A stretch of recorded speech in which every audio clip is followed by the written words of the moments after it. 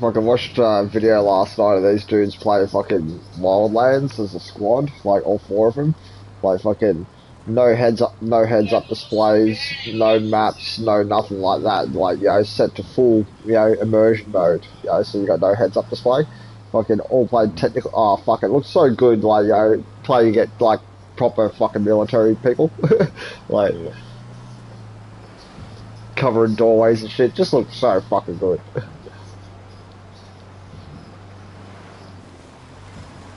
Maybe I'll keep my player up.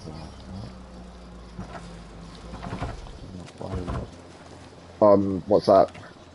on Wildlands. Oh yeah. Got my character.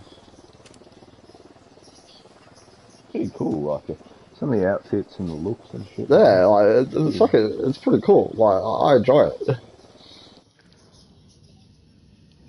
I'm definitely finishing it this time. Fucking, I'm not gonna not finish it this time. Because I'm not gonna allow Red Gunner to fucking join and wreck the game. You see, he wrecked this game for me last time. I swear to God, he did. Yeah. Because whenever I'll be playing with Bad Monkey, he'll join. You know what I mean? Like, how he's a Bad Monkey. Yeah. You know what I mean? Like, so you join, and then it just me and Bad Monkey's players would go straight out the fucking window. Because Red's here now, and he wants to fly fucking tanks and shit. And yes, I said that right. Fly tanks and shit, because he would try to fly fucking tanks and shit. Money all over the place. Weird. Stay frosty, everyone. Alright, this is not looking good. They didn't even take the cash. No, this shit was personal. Somebody new's in town and they're going to war with the cartel. Better call this in. Bowman, this is Nomad. We've got a situation. We picked up an alert signal and tracked it to a crashed vehicle. We got dead Sicarios all over the place. Worried about your job security? Whoever did this didn't take any of the money. That doesn't feel like rebels or Unidad. There's something strange happening. Oh, shit. I think I may know what this is about. Wait one. Nomad, let me introduce an old friend. She's with Rainbow, and she might be able to shed some light on the situation.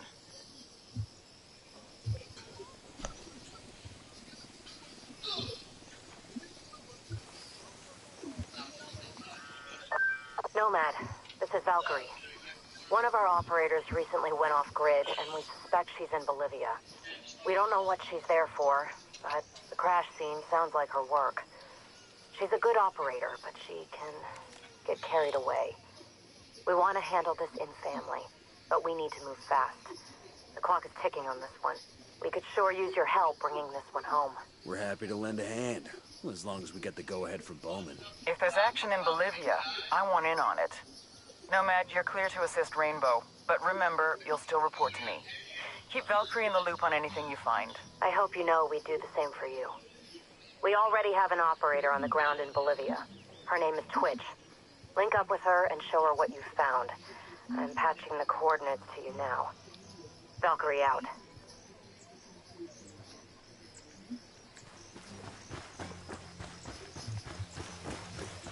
We're gonna meet a Rainbow operator named Twitch. She's a tech expert. Does a lot of work with drones. She's the real deal, so everyone look sharp and be on your best behavior. Best behavior, boys. And girls, sorry. Always forget that you're here, Holt. To university, all the way.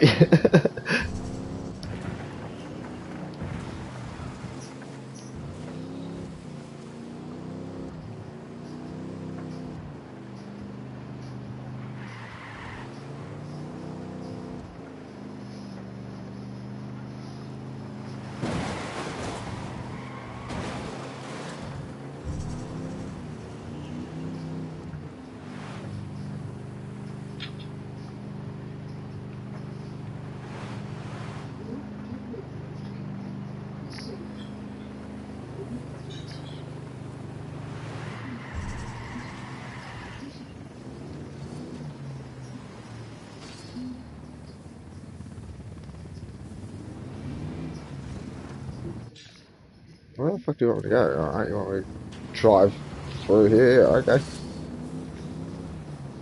Just drive through a cartel base like it ain't a thing.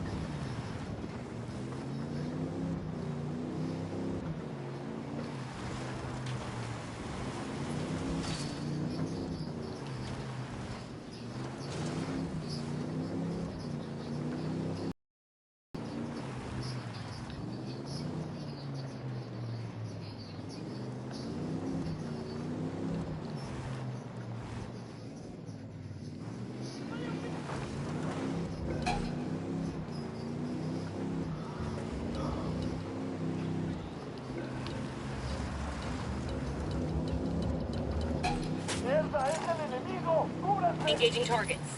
They've seen us.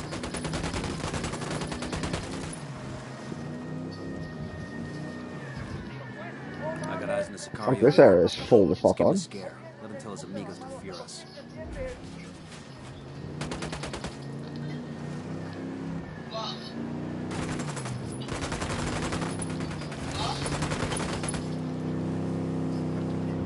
Back of the car.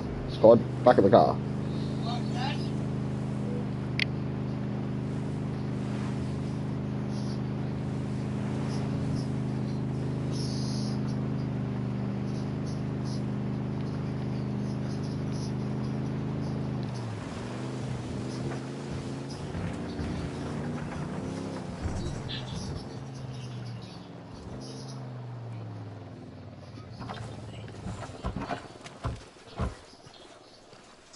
There.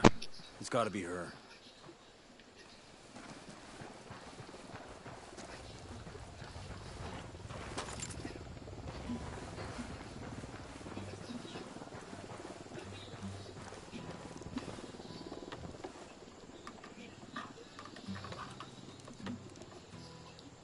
You must be Twitch. And you must be the vaunted ghosts that I hear so much about. But we hear you need a hand. Caveira, one of our Brazilian operators, went AWOL. I tracked her to Bolivia, but I lost her trail. I heard you found something interesting. We found a truck full of money and a bunch of dead Sicarios. So they killed everyone and left the money behind? Sounds like it could be our girl. Take me to the truck. I want to see it for myself. Let's roll. Right.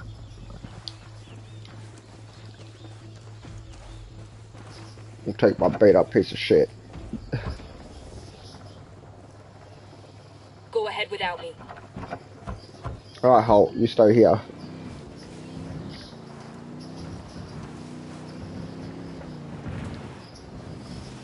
Being in Bolivia reminds me of during Operation Mystic Tiger. What can you tell us about Caveira? I can tell you, you better hope she's in a good mood when we find her. What would bring her down here? What connection does she have to Bolivia? I wish I knew. She grew up in Rosina. She was arrested for some petty stuff when she was a kid before she joined BOPE. Think she's got some connection to the cartel? Caveira? No way. She's one of Rainbow's best interrogators. She loves the work. Maybe a little too much.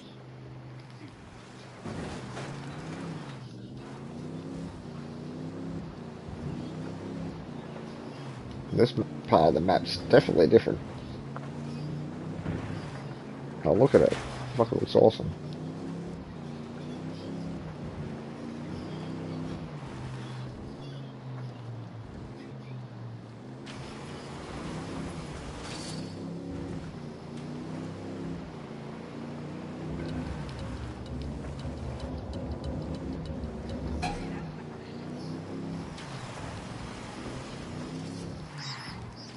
Poke the hornet's nest.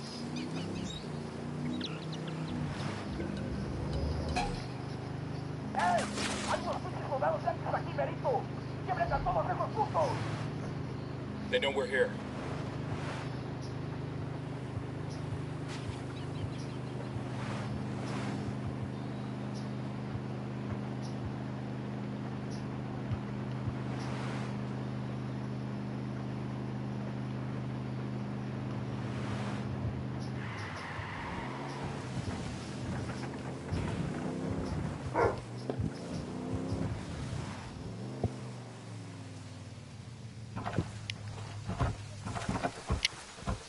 I want to look around. You and your team hang back. Be my guest.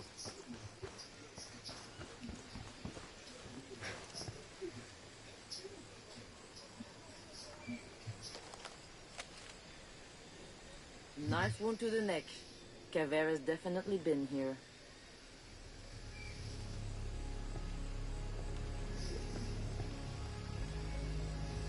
Genial. The truck has a satellite GPS tracking its movements. Find anything? That's definitely Caveira's work. The only thing I found was the location of the camp the truck left from. It's not much to go on, but it's all we've got. Then let's check the place out.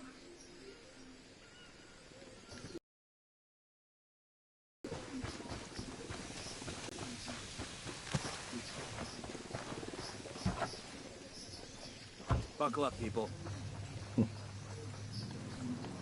Just next door. Man, y'all never let me drive anymore, just 'cause that one time. Next door, my car.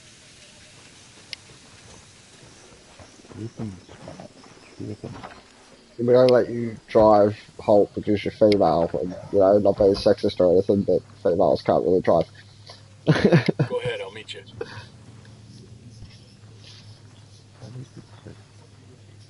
You know how it goes, Holt. You know what I mean? Like, stereotypes and shit.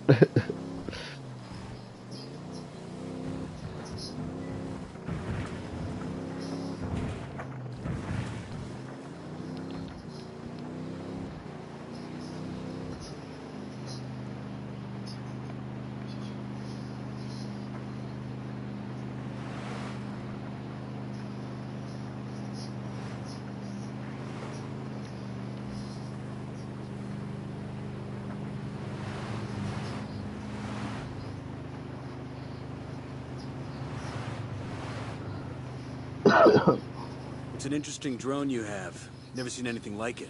It's a one of a kind. I built it myself with the latest parts from Skeltec. Skeltec. And here I thought we had all the cool toys. Yeah, it runs smooth and quiet, virtually undetectable. And it has a taser that can take out anything up to 7.5 meters. I can go almost anywhere, and you would never know I was there. When we get back stateside, we need to raid the Rainbow Supply office. Where is everybody? This is too quiet. Look around, see what you can find. Every one of them has been killed. Caveira's been here. Putain, there's no one left. Let's search the camp. We'll find something.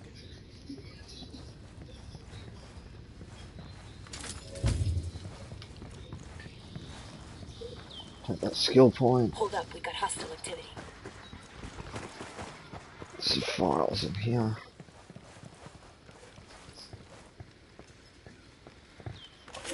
Mijo, can you hear me? Hola. I have been moved into a house. Abuela, ¿dónde estás? Who put you in what kind of home? You need me to come get you? No, no. Eyes I up, am we got fine. hostiles in the area. You don't have to get me. But it will be very nice if you came to visit. Claro, claro. I haven't heard you this happy since before the fires burned down the village. How did you get... Nomad, this is Matchwood. This is Nomad. Go ahead.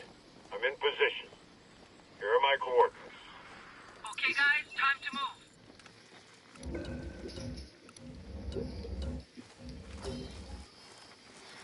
I gotta interrogate that dude. Not kill him.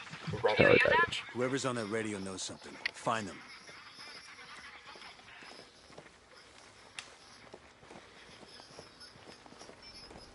Clear.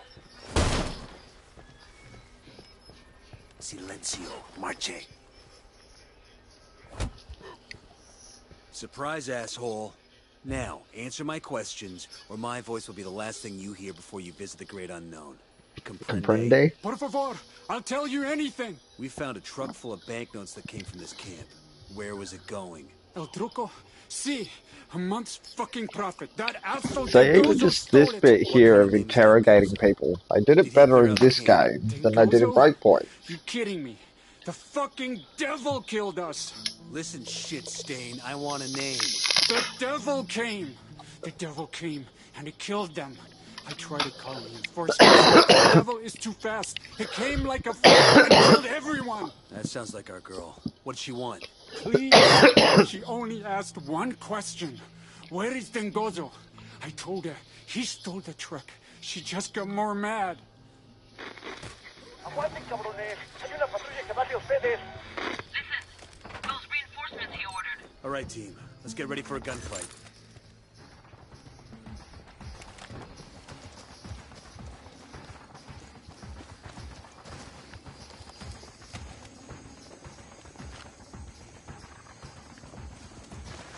Enemy contact! We rattled somebody's cage. Unidad bird approaching. Stay down.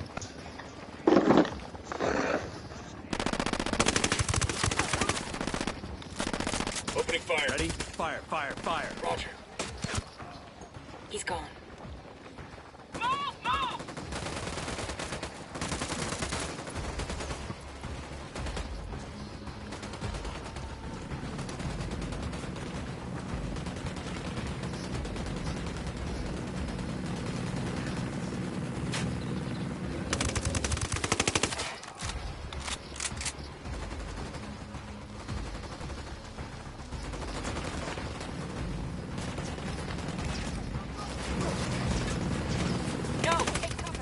No, get the fuck away. As if.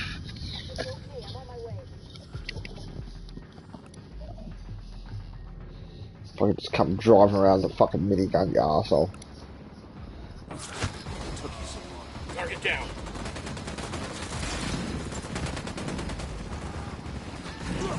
Get the cover, Drax.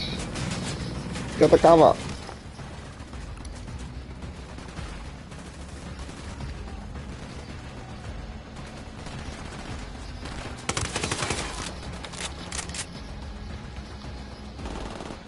Man down. Just hold on to your shit. Man down, man down. Oh, wrong button, Drax. Dickhead. Hang in there. I'm Call coming for your some way. rebels to back us up. Copy. Almost at your 20.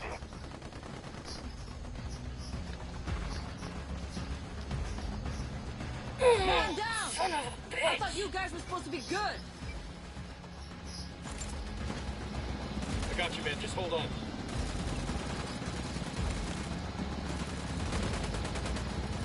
Oh, man, if you shot straight, I wouldn't get fucked up. Get down.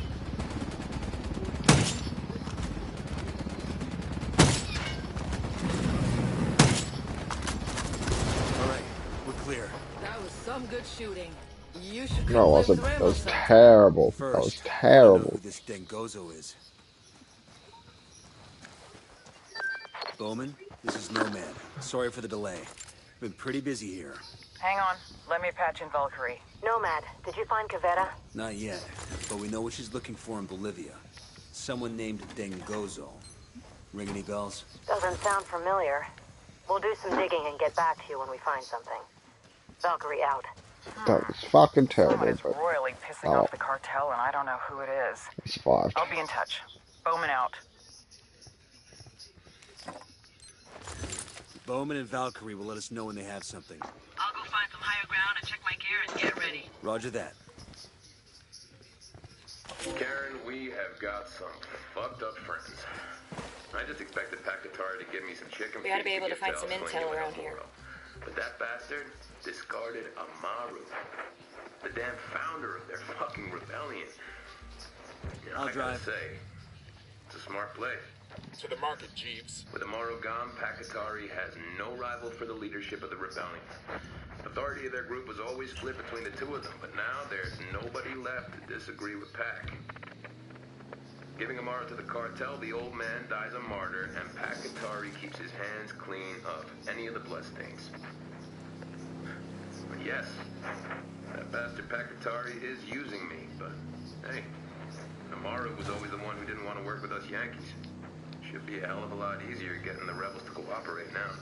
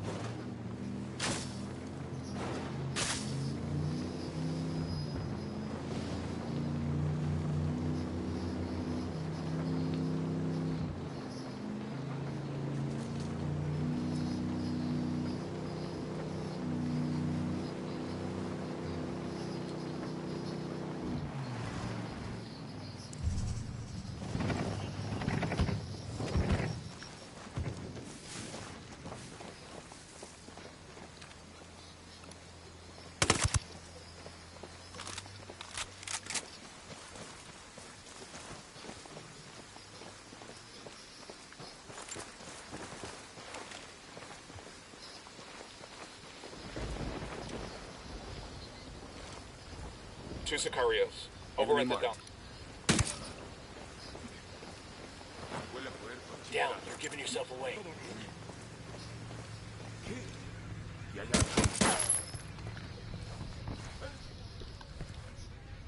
Quédate quieto.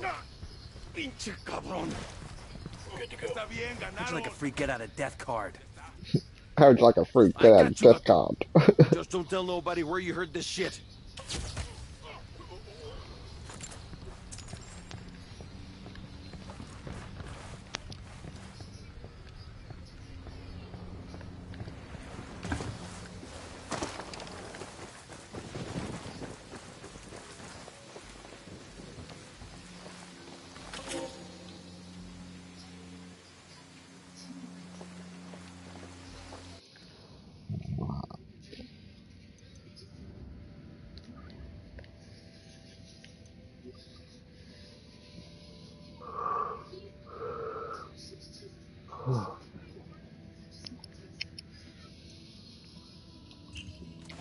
Let's go over there, right?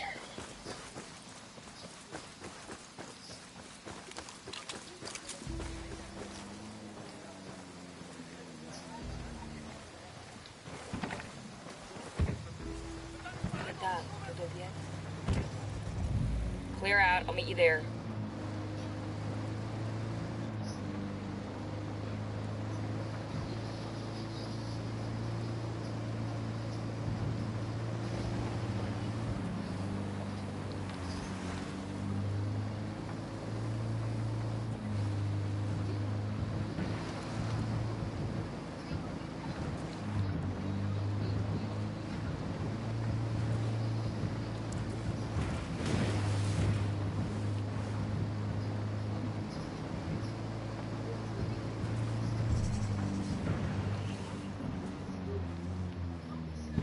Visual on Rebel radio broadcast unit.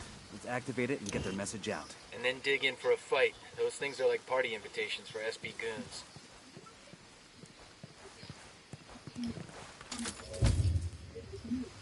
Hola, ¿cómo va?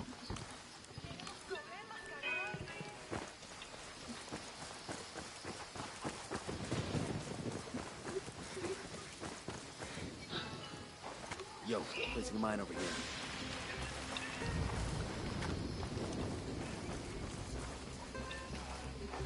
Placing a mine for our Sicario friends.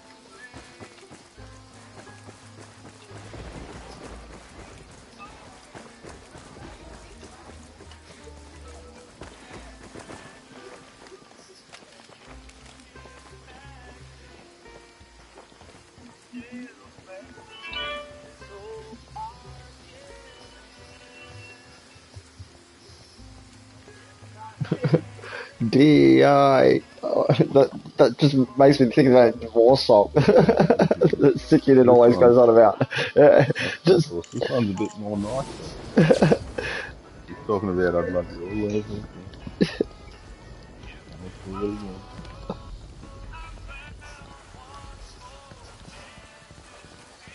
Country songs always sound like they're just bitching and moaning about everything, yeah?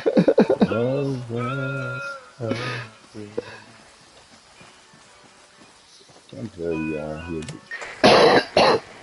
a little dreary.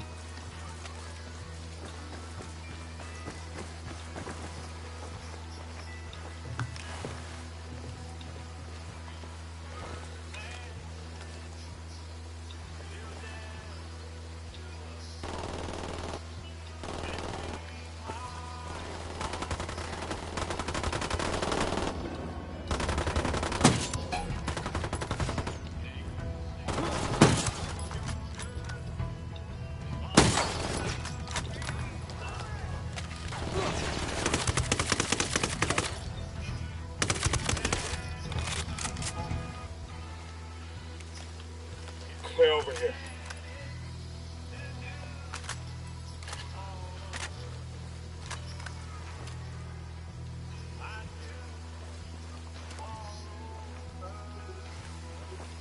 Come on, eat that fucking mine, bitch.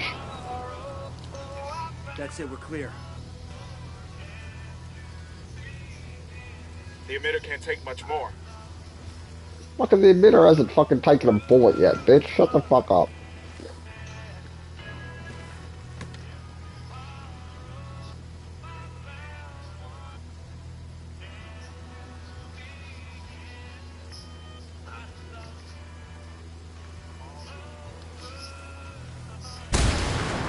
Come on.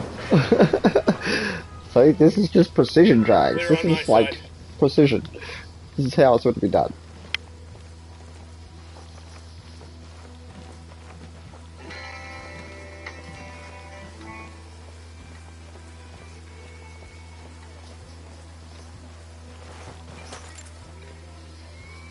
Oh, he just stopped like a fucking inch in front of that mine. You would believe it. Ah, fuck, he had some fucking armor. That third mine, it was just like fucking an inch in front of that car. That sucked dick.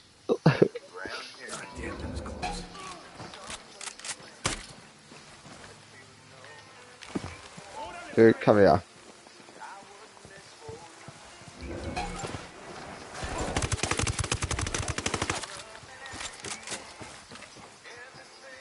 We're clear.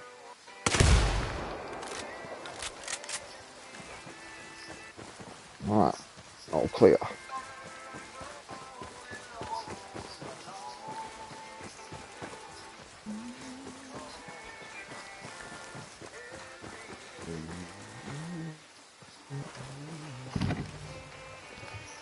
Hang on. Alright, next we want to go to. Why am I in the? I'm in the wrong fucking. I'm in the cruise. That's why. Why the fuck would I be in the cruise?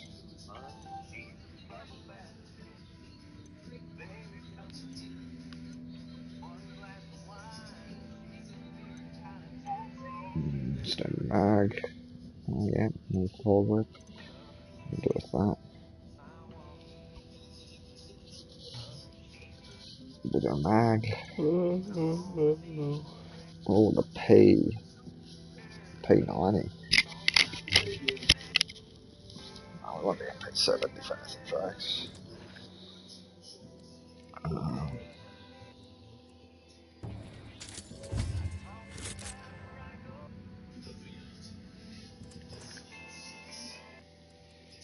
Do I have the MP7 yet?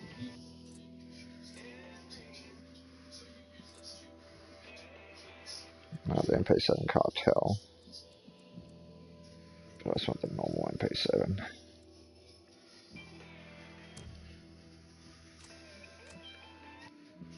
On, I'll drive. We're heading to back to fucking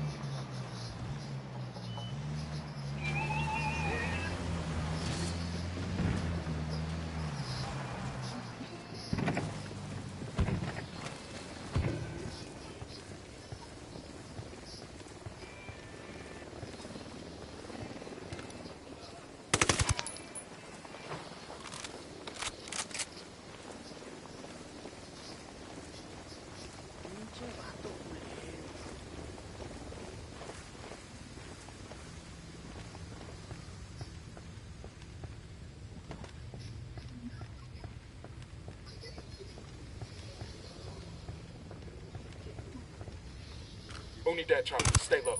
Got a tango. Look at us.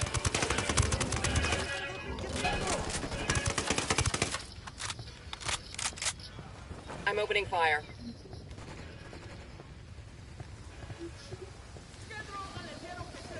Sniper's got us targeted. Fucking sniper's got us zeroed. Your LT's making a run for it.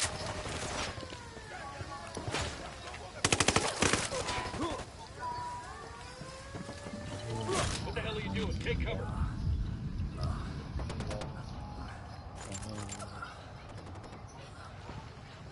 Sniper.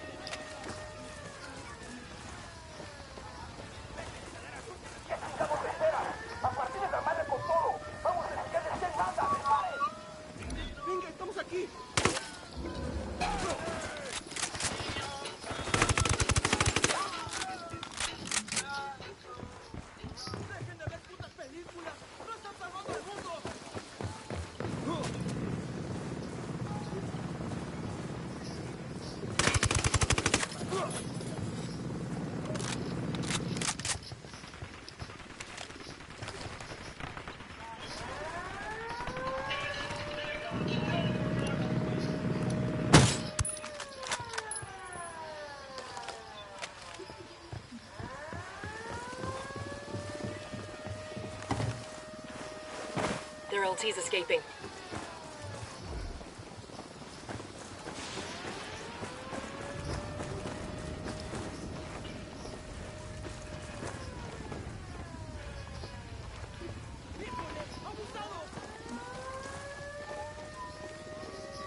What the fuck is this dude? He should be like right here.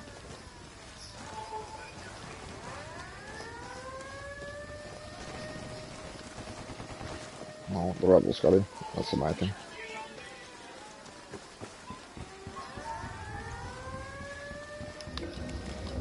Sniper, get the fuck down.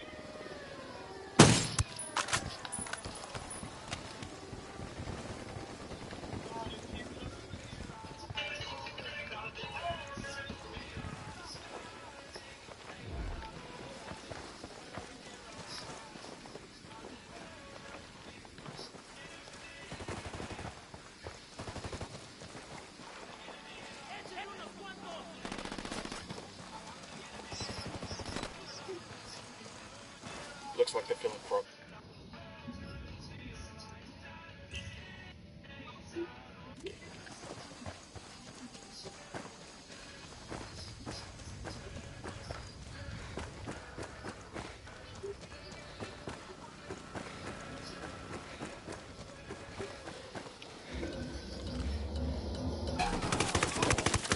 That came from the bridge.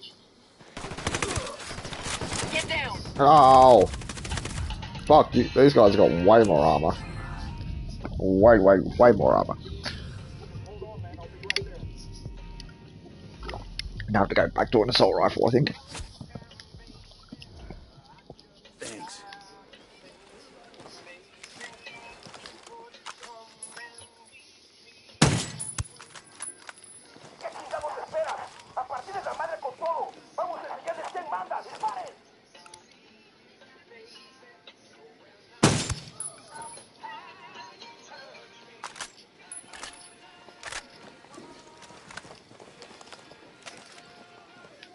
Is that fucking Barnsey?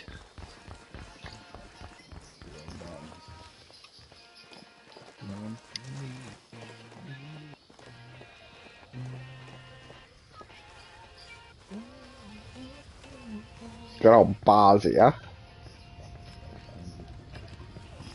Chiefy loves him some Barnsey. Love the working class men.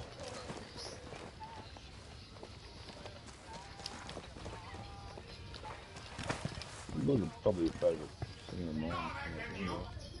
Good. And really loved it. the captain. I was meant to fucking kill that. I was not meant to kill that dude. I was meant to like fucking interrogate him.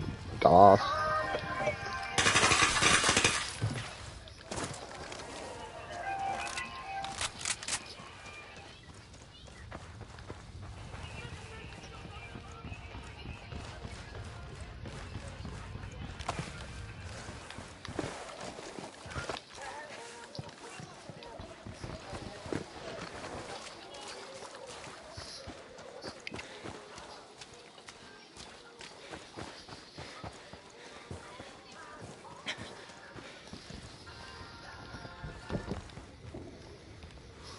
Clear over here. The government still hasn't sent any officials out to deal with the aftermath of what is widely considered in Bolivia as the worst wildfires of the decade. Thousands of homes were destroyed as the fire raged throughout La Cruz, and we've been able to independently confirm that over 200 people were killed by the blaze, with many more injured.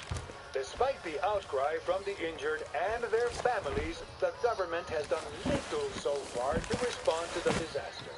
Santa Blanca Esperanza, the NGO founded by the Santa Blanca cartel, seems to be the only ray of sunshine in this dark night. Many of their members have come to the aid of the injured and displaced, and the NGO has reportedly distributed over $1 million in aid to those in need. We'll be sure to keep you up to date on this story as more details unfold.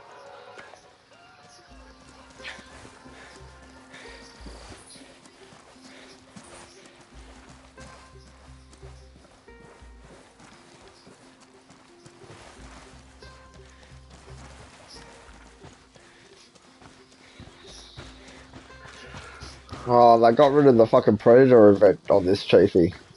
God damn it.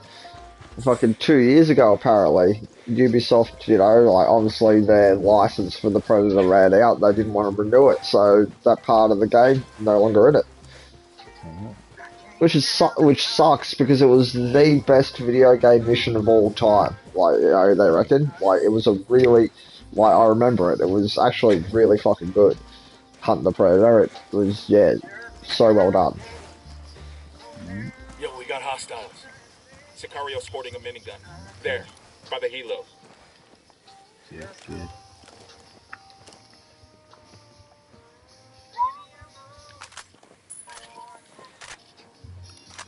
Got another tango.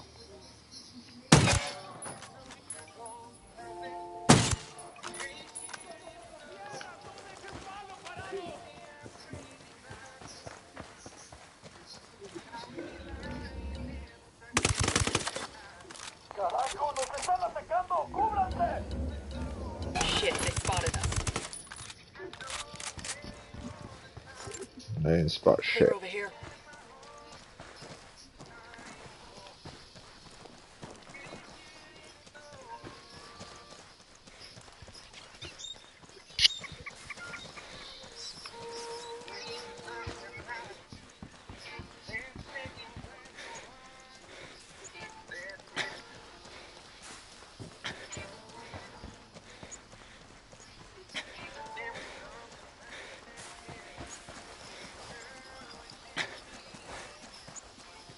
We got bad guys.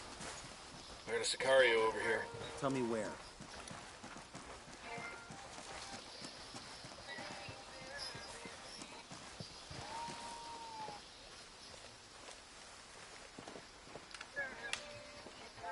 Roger that. Moving. Spotting another tango. I need a got better a third. position. Roger that. Target marked. Let me get a good sight line. I got a target carrying submachine guns. I need a better position. Ready to fire. No target. Repeat, no target. Good to go. Engaging. Kill confirmed. That was close.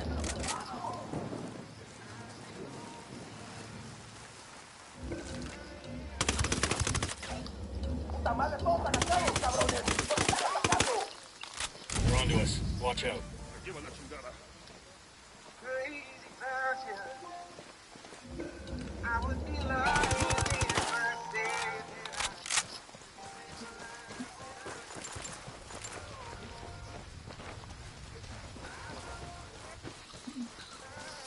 Tillman is down.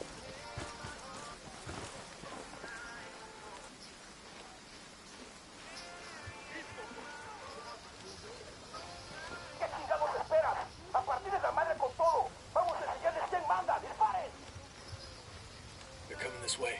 What do you want us to do?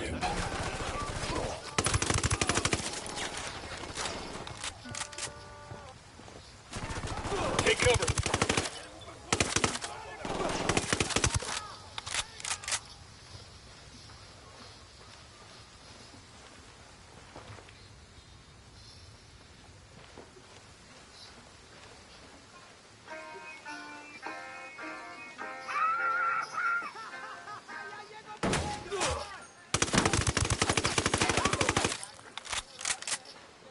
Fucking didn't even see him in that fucking door. Nothing fucking matters because he's dead now. Patered. According to this, El Cerebro has a workshop. It's in a warehouse on a cartel base not far from here. Think he's building drug subs there? Without any water around? There's gotta be something more. I guess we'll just have to go and find out.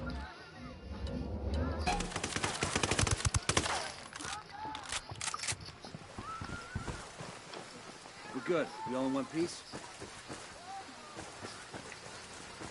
I got eyes on a weapons case.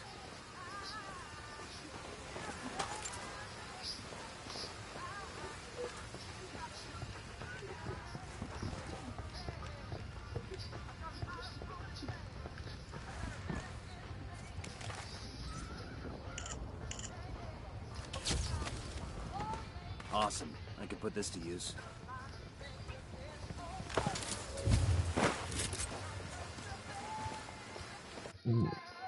Assault rifle, short stock.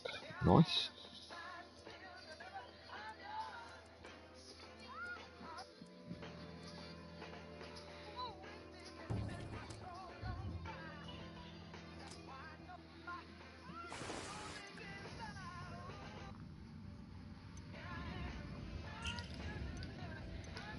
I'm back in the fucking area I need to be.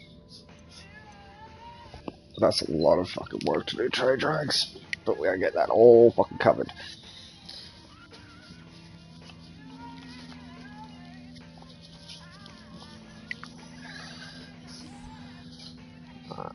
Back in a second, boys. Just gotta go to the toilet.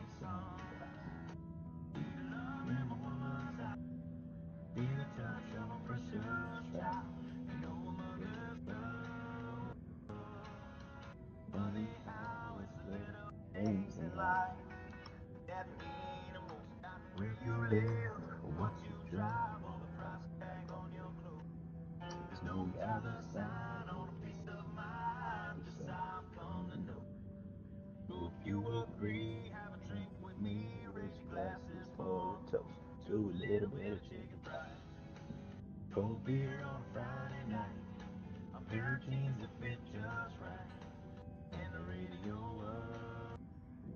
But like to see the sunrise. Eat a little grandma water's eyes. Be the touch of a precious child. You know a mother's love. Oh,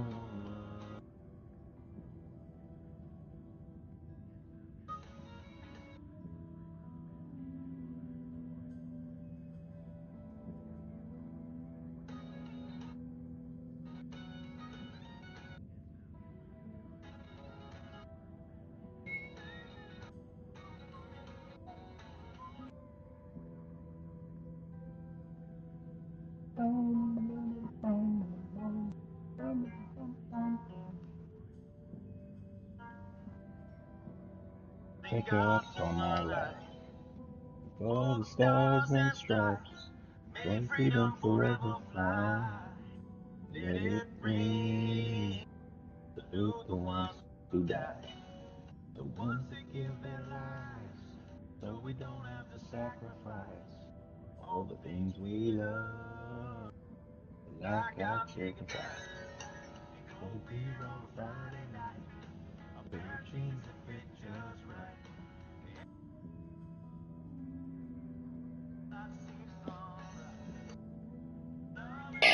It's a bad open world game, and the writing is terrible.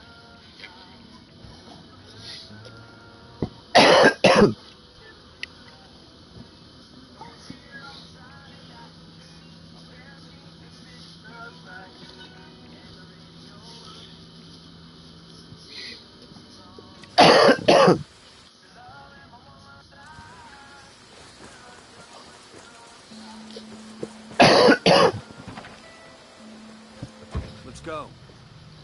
Come on, squad. In the fucking Jeep. Go, go, go.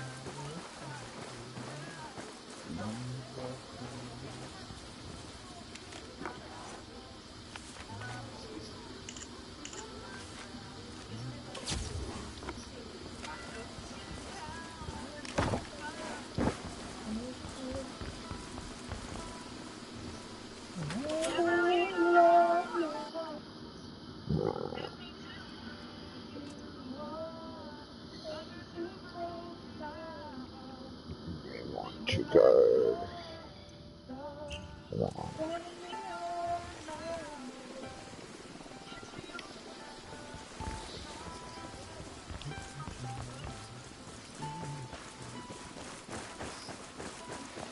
Back in the Jeep, everybody. Come on, squad. Move it, move it, move it.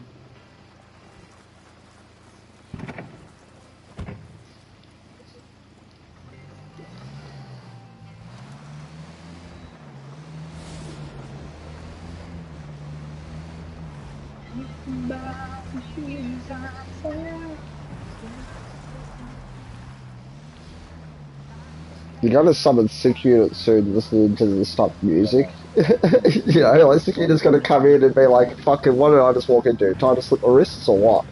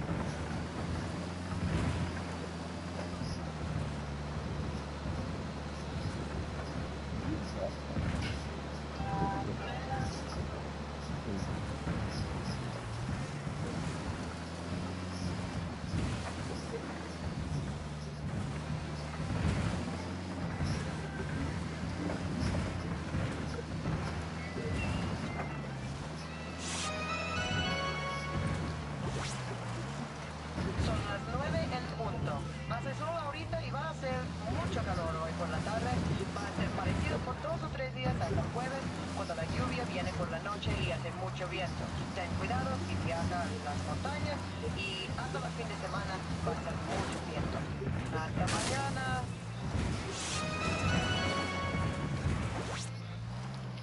Son las 9 en punto. Go Hace for a sol bit of a ahorita bush y va a bash hacer drags. mucho calor hoy por la tarde.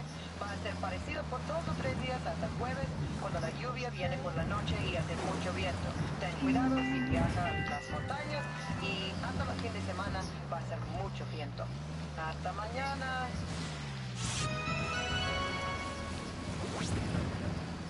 Son las 9 en punto. Hace sol ahorita y va a hacer mucho calor hoy por la tarde. Va a ser parecido por 2 o 3 días hasta el jueves, cuando la lluvia viene por la noche y hace mucho viento. Ten cuidado si viajas las montañas y hasta el fin de semana va a ser mucho viento. Hasta mañana.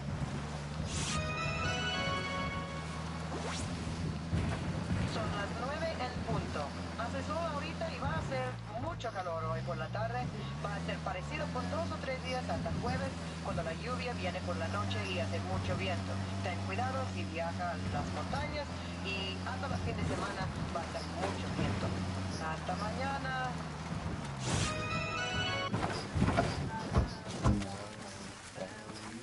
Don't need a thing to me, walk through the road, gonna talk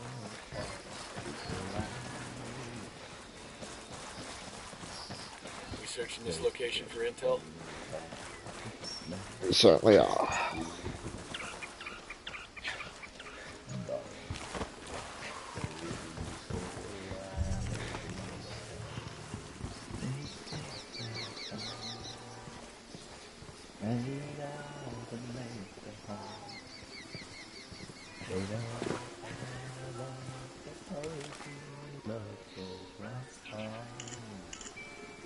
Found an SB network station. Let's get after it. We are free.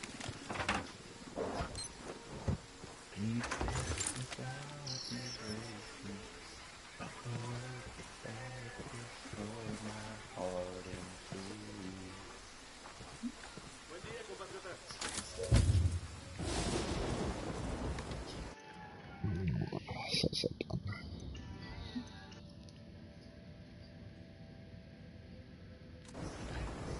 Didn't have a dime between us. Took my hand and said we just need much just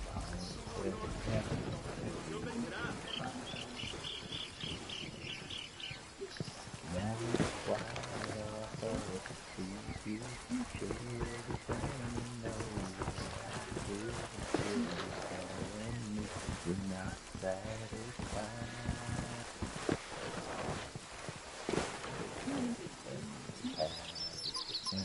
Good work. I'll let the rebels know where it is so they can pick it up. Whew. Here I thought you might want us to carry the damn thing out of here ourselves.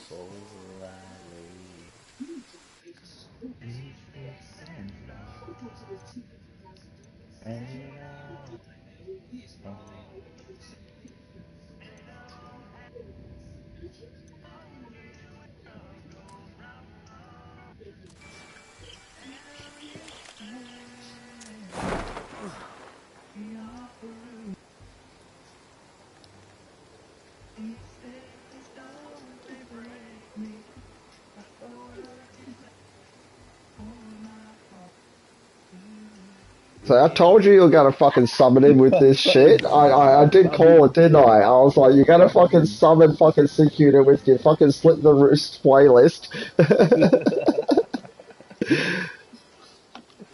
Am I leaving now? Am I?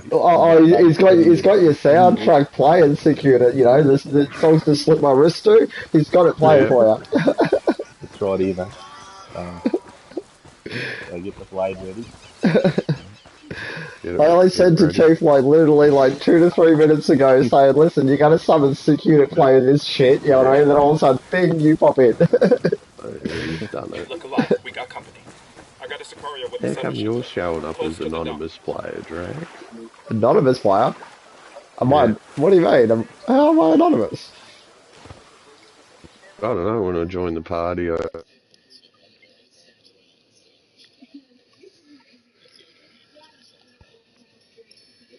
Am I anonymous now? Oh, no, I'd have to leave the party to find out. I didn't know it was you until I was actually in the party. For some reason, it was saying that I was appearing offline. I was like, okay, no, I was not appearing offline. What the fuck? Stupid game.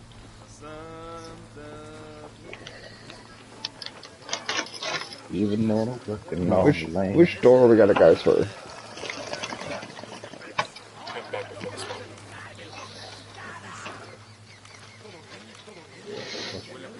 Oh.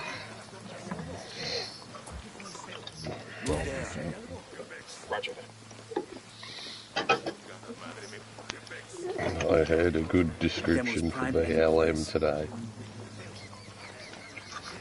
I got eyes on a bunch of Sicarios. Buy luxurious mansions. Yep. That woke him up. Open fire. One of the ex-co-founders who's left the organisation since labelled it.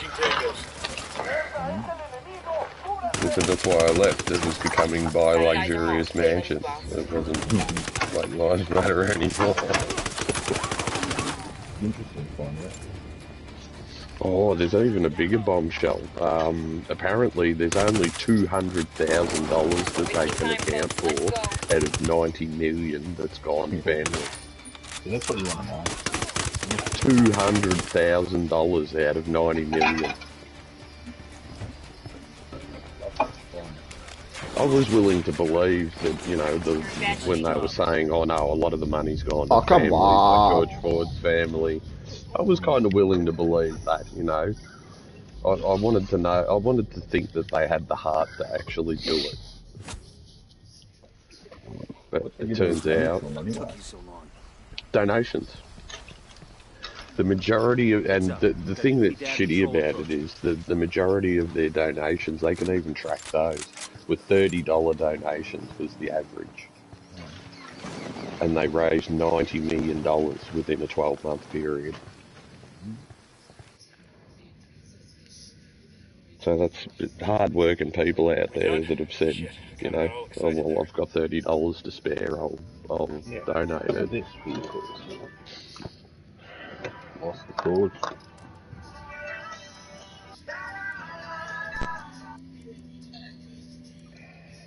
Yeah, they're just living and working on that. Caimanes. Oh, fuck.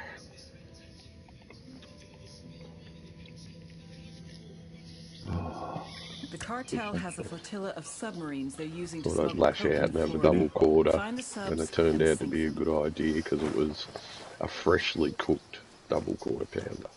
No, nothing better than when they're freshly fucking You cooked. can't get them any better than that. Nah. When they're freshly fucking cooked, they are just the bomb. Once they've been sitting there for like maybe like 5-10 minutes, not so good. The meat starts drying out and that, you know what I mean? Like, I don't know, like when it's still got that I oil. even saw the meat came straight off the grill, and, and I was even saying in my head, yes. Yes, that's gonna be like fucking like, that's gonna be like fatty and greasy, and it's gonna be fucking awesome. Fat and fucking grease, yes. From him for a while. That doesn't hurt to have a bit. It's when, as you say, when they dry out. Yeah, when they dry out a bit, then it's like, yeah, hello, flavour, where did you go? I don't want a jerky burger. I want a fucking... Yeah, I want some moisture. I want some good moisture to that burger.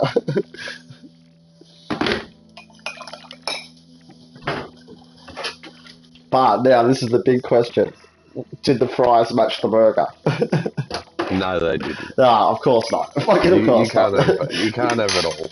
Can't have both. Like, exactly. It's like, you can't have both. You can't have a good burger and good fries. Like, that's a sin. It was a decent burger and a decent Coke. The Coke actually tastes nice. Yeah. So it wasn't at the bottom of the syrup box. It wasn't at the bottom of the syrup box. It was like a full one. Yeah. Yeah. The syrup machine had been changed. What was the shit. 2 they out of went 3 they got. The fries, because you can never have a good burger and good fries. You know what I mean? That's a rule of Macca's. Something's got to be fucked. It's got to be one Yeah, out of always the one 3 thing. items. Yeah, So I even if you swear it's get a a rule. good burger and good fries, you'll take a drink of your Coke and it'll And be it's like soda water. yeah. The worst one at Macca's is never, ever, ever order lemonade at Macca's. I always get someone. No, There is a never good get. one. You do get a good drop sometimes, but it's not. No, but no, don't get Sprite, man. don't It's don't alright. get Sprite. No, don't get lemonade or Sprite from fucking Macca's. The only reason I'll say that is it's very hard to tell when the syrup's ran out until a customer turns up and says, "Hey, this is just soda water." Yeah, this is just fucking bubbly water. Yeah, this is just bubbly water. Like I mean, like every other soft drink, as an employee, you can sort of tell when it starts losing colour that it's ran out of syrup. Sprite, no, you can't. Unless you're drinking that shit, you don't know.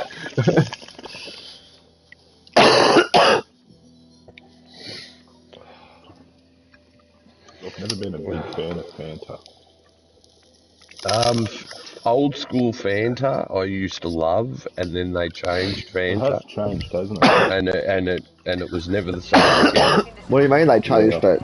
How did they I change it? feel like it's They never changed the same. flavour. Okay. Yeah, something about it. Not right. Is that when they started doing all the other weird flavours of Fanta and stuff like that? You can still buy all those, and a couple of those are really nice. Pineapple Fan is really nice. Like the And grape grape Fan is not too bad either. But Pineapple Fan is just awesome. Yeah, I think it's just the orange. I think too much orange. The orange Fanta. But when I was a kid, I used to love orange Fanta, and then in my teens sometime, Raspberry Fanta. I started buying Fanta again, and it just wasn't the same. This one they don't have is like that I really love is raspberry flavour. Anything soft drink, I always get raspberry. They're all the American ones, so you can go to certain shops and get them. Yeah, it shits me that there's no raspberry drinks. Got to remember too that they're made with American water, so you always got to keep that in mind. Raspberry creamy soda. I like the A&N creamy soda. That's very nice. Spotted one with some machine guns. I think raspberry would be a bit of a staple. Oh, I tell you what's a good creamy soda. Creamy soda you can get is the Bundaberg one. It's a natural one. Yeah. And it's addictive. That's 10. I got a target. Another one they need to is ginger runner. Ginger beer, Bundy ginger beer is pretty good. Good ginger beer too. Tastes good. Yeah, it's not as bitter as the Schweppes one. If you drink too much of the Schweppes dry ginger, you can fucking get horrible heartburn.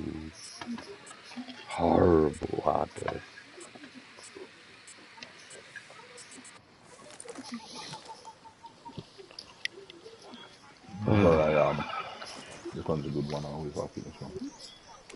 When I get the chance, Passiana. Oh yeah, Passiana. That's one of those ones that I don't think ever changed its flavour. It's just always been consistent. Target acquired. Just really nice and sweet. Ready to fire. That's when you get it, when you just want something that's nice and sweet. Yeah. That guy's hissed or not.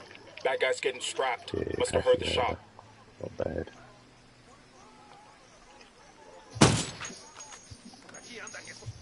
I remember when we had Mellow Yellow for a while, and that wasn't too bad, but I don't think it was a big seller in this country, so it didn't last too long.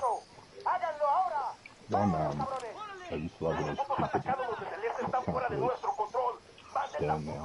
That Mountain Dew. Mountain Dew? I don't mind a bit of Mountain Dew. It's not... If there's nothing else to drink, I'll drink it. Yeah, it's got a weird flavour, but it's not too bad. The kids don't mind it either. We've even got Mountain Dew for the soda stream. Ouch. Yeah, I was getting the flavours for the soda stream at Coles. Yeah. And Coles doesn't have a real crash hot selection. I knew there was more flavours. Then I go down to Woolworths, and Woolworths has got every one. Oh, right. So you can get Pepsi, 7-Up, it's all the Schweppes brand ones. Right. You can get Solos, you can get Sunkist, you can get fucking Mountain Dew. Yeah, 7-Up's not too bad. Oh, I just Pepsi. Some of them, they just didn't get the flavour right for the soda stream. They didn't? No. Pepsi's close, but it's not. We got enemy reinforcements incoming. Yeah, it's not spot on. 7-Up's not too bad. Mountain Dew, again, not too bad. Shit, they spotted us.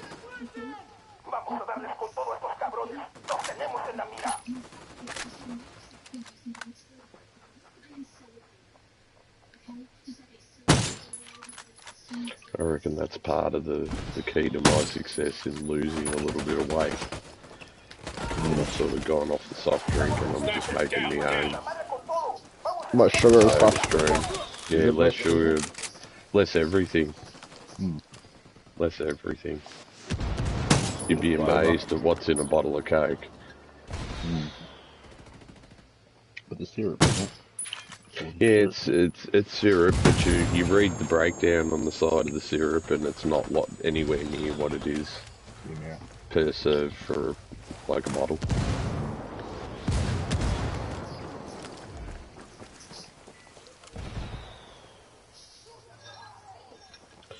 Apparently, the gas bottle makes 60 odd litres.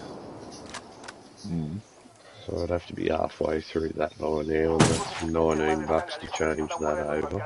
I think you have to work it out for each 375 mil, so if you have like the size of a can. It does work out to be pretty cheap. Well, don't they sell those little gas canisters no more? Yeah, the gas canister is, if you want to buy it outright, it's $30, and then you change it over. No, those little gas bulbs. Remember the little gas bulbs that they used to have? No, they don't do it with the mangs anymore. So they don't sell them, no? No. Dang. Oh, you can get mangs, but not for that. No. Yeah. You see mangs in car parks now, because people just crack them open and breathe them in, because it's nitrous oxide. Okay. Yeah. It's laughing gas. I used to buy them and fucking put them in shrapnel bombs. Fucking you get a bit of aluminium foil, go get a couple of packets of sparklers, break all the sparkler shit off the actual sparklers, like with your fingers, like break it all off, put it on the fucking aluminium foil, put 2 of those canisters in the middle, chuck in a handful of fucking nuts, bolts, screws, and that type of shit, wrap that motherfucker up, and there you go, you got yourself a shrapnel bomb. Yeah, mangs. Those canisters, when they fucking go boom, they will throw the fucking shrapnel out that fucking, fast. It's not funny. Yeah, no, they'll go off pretty good. Yeah. You can fucking, if you throw it in a room, like, plaster room, like plaster walls and all the rest of it, yeah, you'll find, everything embedded in the walls. Screws, fucking washers, whatever you put in there. Yeah, they sell it in a gas bottle now.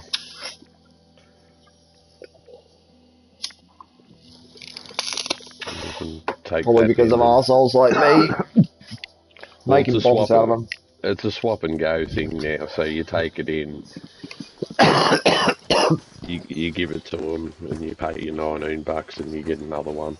Nah, yeah. If you want to buy it, it's $30-something for a full one.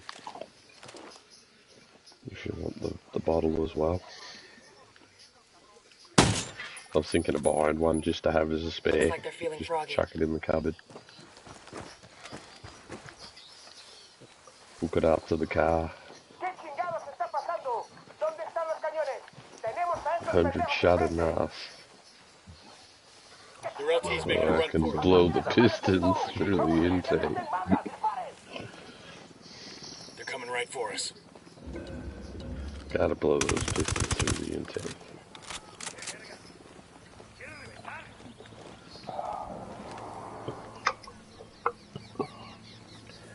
But yeah, I do. I think that's been part of my weight loss success. Engaging tangos. I'm going to be on the fucking Jenny Craig ad, mate. Copy that. Yeah. I'm going to say, look at me. I've never eaten fucking Jenny Craig in my life. Fuck you, Jenny Craig. Grenade, get to cover. Contact near the container. Good diet, Yeah, I've got a big fucking diet secret out there for a lot of people. Stop eating shit.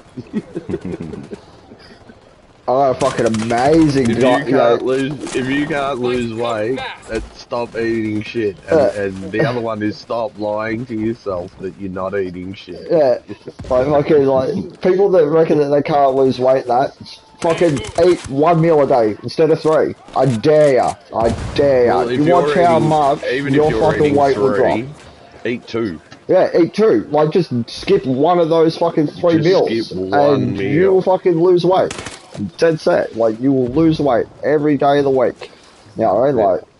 It's an adjustment. And eat fucking like a Big Mac quarter pounder in one sitting, like Oh no, but that's the thing. If you cut out one if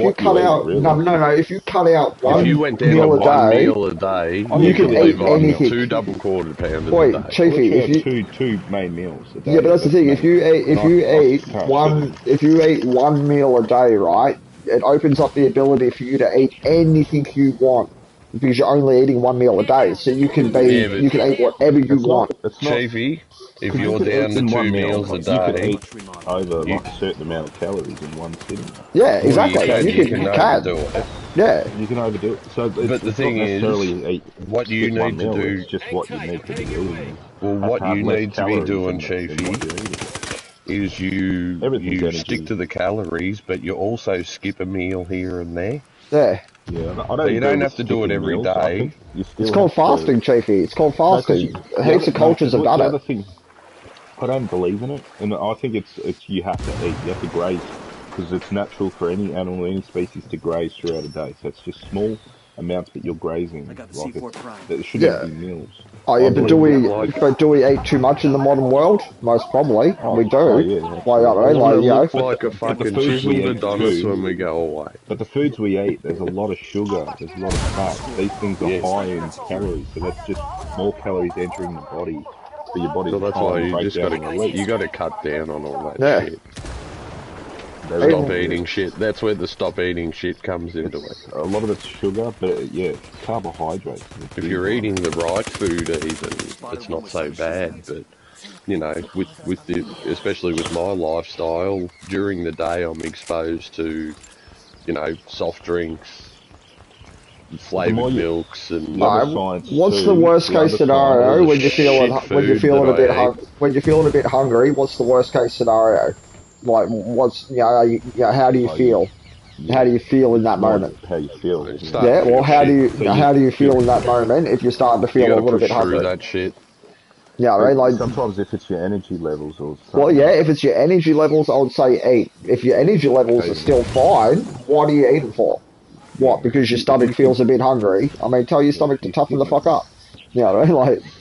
You can even fool your guts by eating lollies just to get a bit of a sugar hit. Yeah, like as you said the other day, those tubes that you're talking about the other day, have some of them. Chew gum, because the saliva that you'll generate will trick your body as well, because you're generating a lot of saliva. That's just all extreme to me. Like, nah, not really.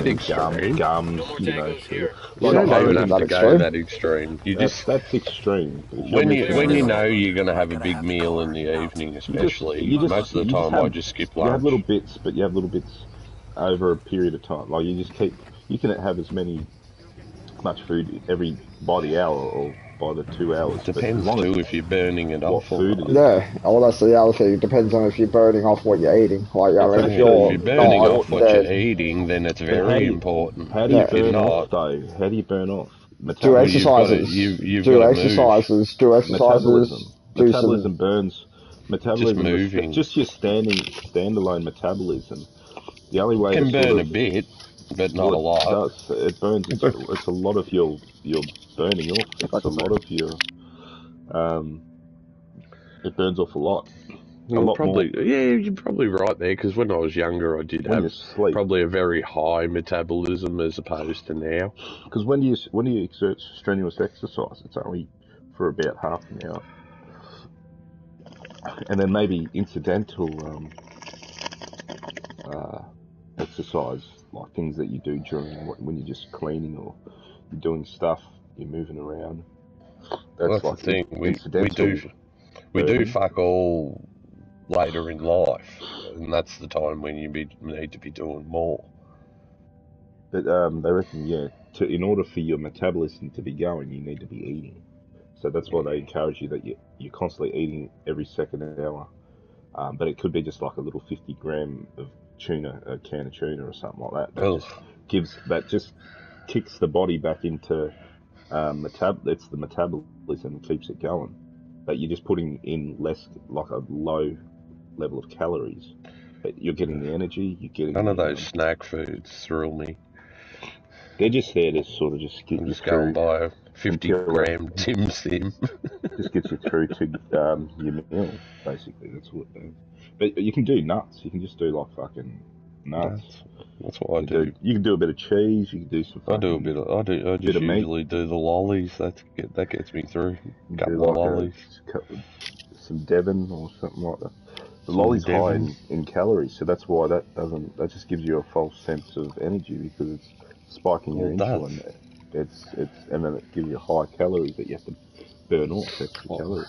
I'll say I must be lucky. I must have one of those metabolisms that it just works really well. Because I can basically eat whatever the fuck I want and not put on any weight whatsoever. It'll turn on you one day. I'm 40 years old. I'm 40 years sick. I've been waiting for it. Everybody's been waiting for it. It'll turn on you one day, just when you least expect it. Some people just have killer metabolism steps. And then you go, fuck. Even going to the doctor and that. It's under me guts. That would never happen to me, Sick Unit. I'm telling you, never ever will that happen to me. I'm sorry, but that's never going to happen. Your guts back and you go, there you are, fella. I was wondering where you got to. That is an impossibility in my life, Sick Unit. I only weigh fucking 55 kilograms. No, that is impossible. I mean, remember, I'm now a weight and measurement. 1 drags equals 55 kilograms. You know what I mean? Like, so somewhere that weighs 150 kilograms weighs 3 dragses. Chiefy weighs 2 dragses. Chiefy weighs at least 2 dragses. I weigh about a drags and a half. I thought I was almost closing in on 120, but now I've weighed myself. Fuck, that's over 2 dragses there. I'm down to 112 at the moment. Oh yeah, that's 2 dragses because I weigh 55 kilograms, so you're just on the 2 drags mark. I'm serious. Like ever since I've been 18, only eating 1 meal a day and all 1 meal a day. I can eat whatever the fuck I want, whenever the fuck I want. You know what I mean? Like, even some days I can eat, say, 2 to 3 meals a day, like, be a real glutton, and it does no effect to me. You know what I mean? Like, my weight stays exactly as it is.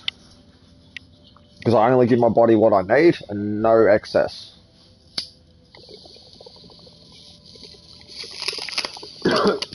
Weed isn't a meal.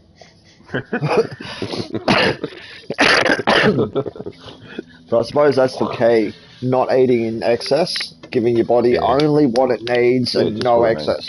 That's all it is. All it is calories in, calories out. Like you've got to be able to, you just put in as much as your body can.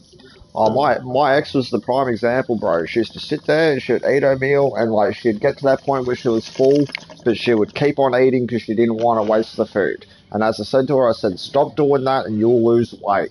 And she stopped doing that, and guess what? She lost weight because she wasn't giving her body extra that it couldn't handle. You know what I mean? Like, you should hit that, you know, that full feeling, like, oh, I'm full, but then still power through it. Stop right then. Like, please stop right then. When your body says full, stop. Well, they even think you stop even before that. Yeah, even Like, just before and that, I you stop. reckon you slow down your eating too, because it Yeah. takes a while for your body for that hunger to go away. Like, you could eat something and you've got to wait like 30 minutes for that hunger to actually go. It's like DayZ. No. You could have the amphetamines diet. Yeah. Old ice diet. Yeah, well, you only need a few of those meals a year, don't you? Yeah. You only eat once or twice a month. Yeah, yeah. Much money you'd save on that, but... No, you wouldn't save much money. You've got to buy ice. You got to buy the ice. That's the problem. Yeah. I don't know. Well, you pay a week from... How much is ice for a week? fuck ice. Hundreds, compared to JB. weed, yeah, Hundreds. you'd be looking at 3 or 4 times the amount. Hundreds, Chiefy. Like, yeah, you'd be literally doing 3 or 4 times. It's a joke how much I spend on that shit. I spend about... Well, that shit's expensive. Yeah. $70, $80. 70 or $80 a week. I used to have cunts turn up on my door trying to get a tenner off me, right? Ice heads trying to get a tenner off me, and I used to say exactly to them, you can go fuck yourself. You got $50 to spend on a fucking point of ice. You can come here with at least fucking $20 for a grand. Fuck off and don't waste my time. You know, and like being real, and then like they used to hate me for it. And I'm like, well, what? You can spend $50 on a point of ice. You know what I mean? And you can do that 2 to 3 times a day, and then you're going to come and scab weed off me. Fuck off. Yeah, so that they can at least be at rest for a little while because they've been up for a week. Yeah, they can fuck off with that. You know what I mean? Like, you know, $20 is all I'm asking for a single. You know what I mean? Like, nah. And that single's going to last you longer than that point. So fuck off. You can afford that. You can afford me. And then I even got even ruder and turned around to him and said, nah, I don't want to see you unless you got fucking money for a threefer. You can spend $50 on a point, you can spend $50 here. Hence why I don't have those customers no more. Because they're like, oh, you can't do that. Yes, I can fucking do that, arsehole. It's my fucking business and it's the way I run it. That's it. Like, you know what I mean? Like, I'm sick of it. You know what I mean? Like, because it was always the ice heads coming and asking me for tick. And it's like, well, you got enough money for that shit? Why are you ticking off me? We got more tangos. Because they can't get tick on the ice. Yeah. Cartel Sicarios have joined That's the what fight. it is. Those fellas have heard everything. Literally, they've heard everything. Not a story an ice dealer doesn't know. Just could not involve myself with that shit at all.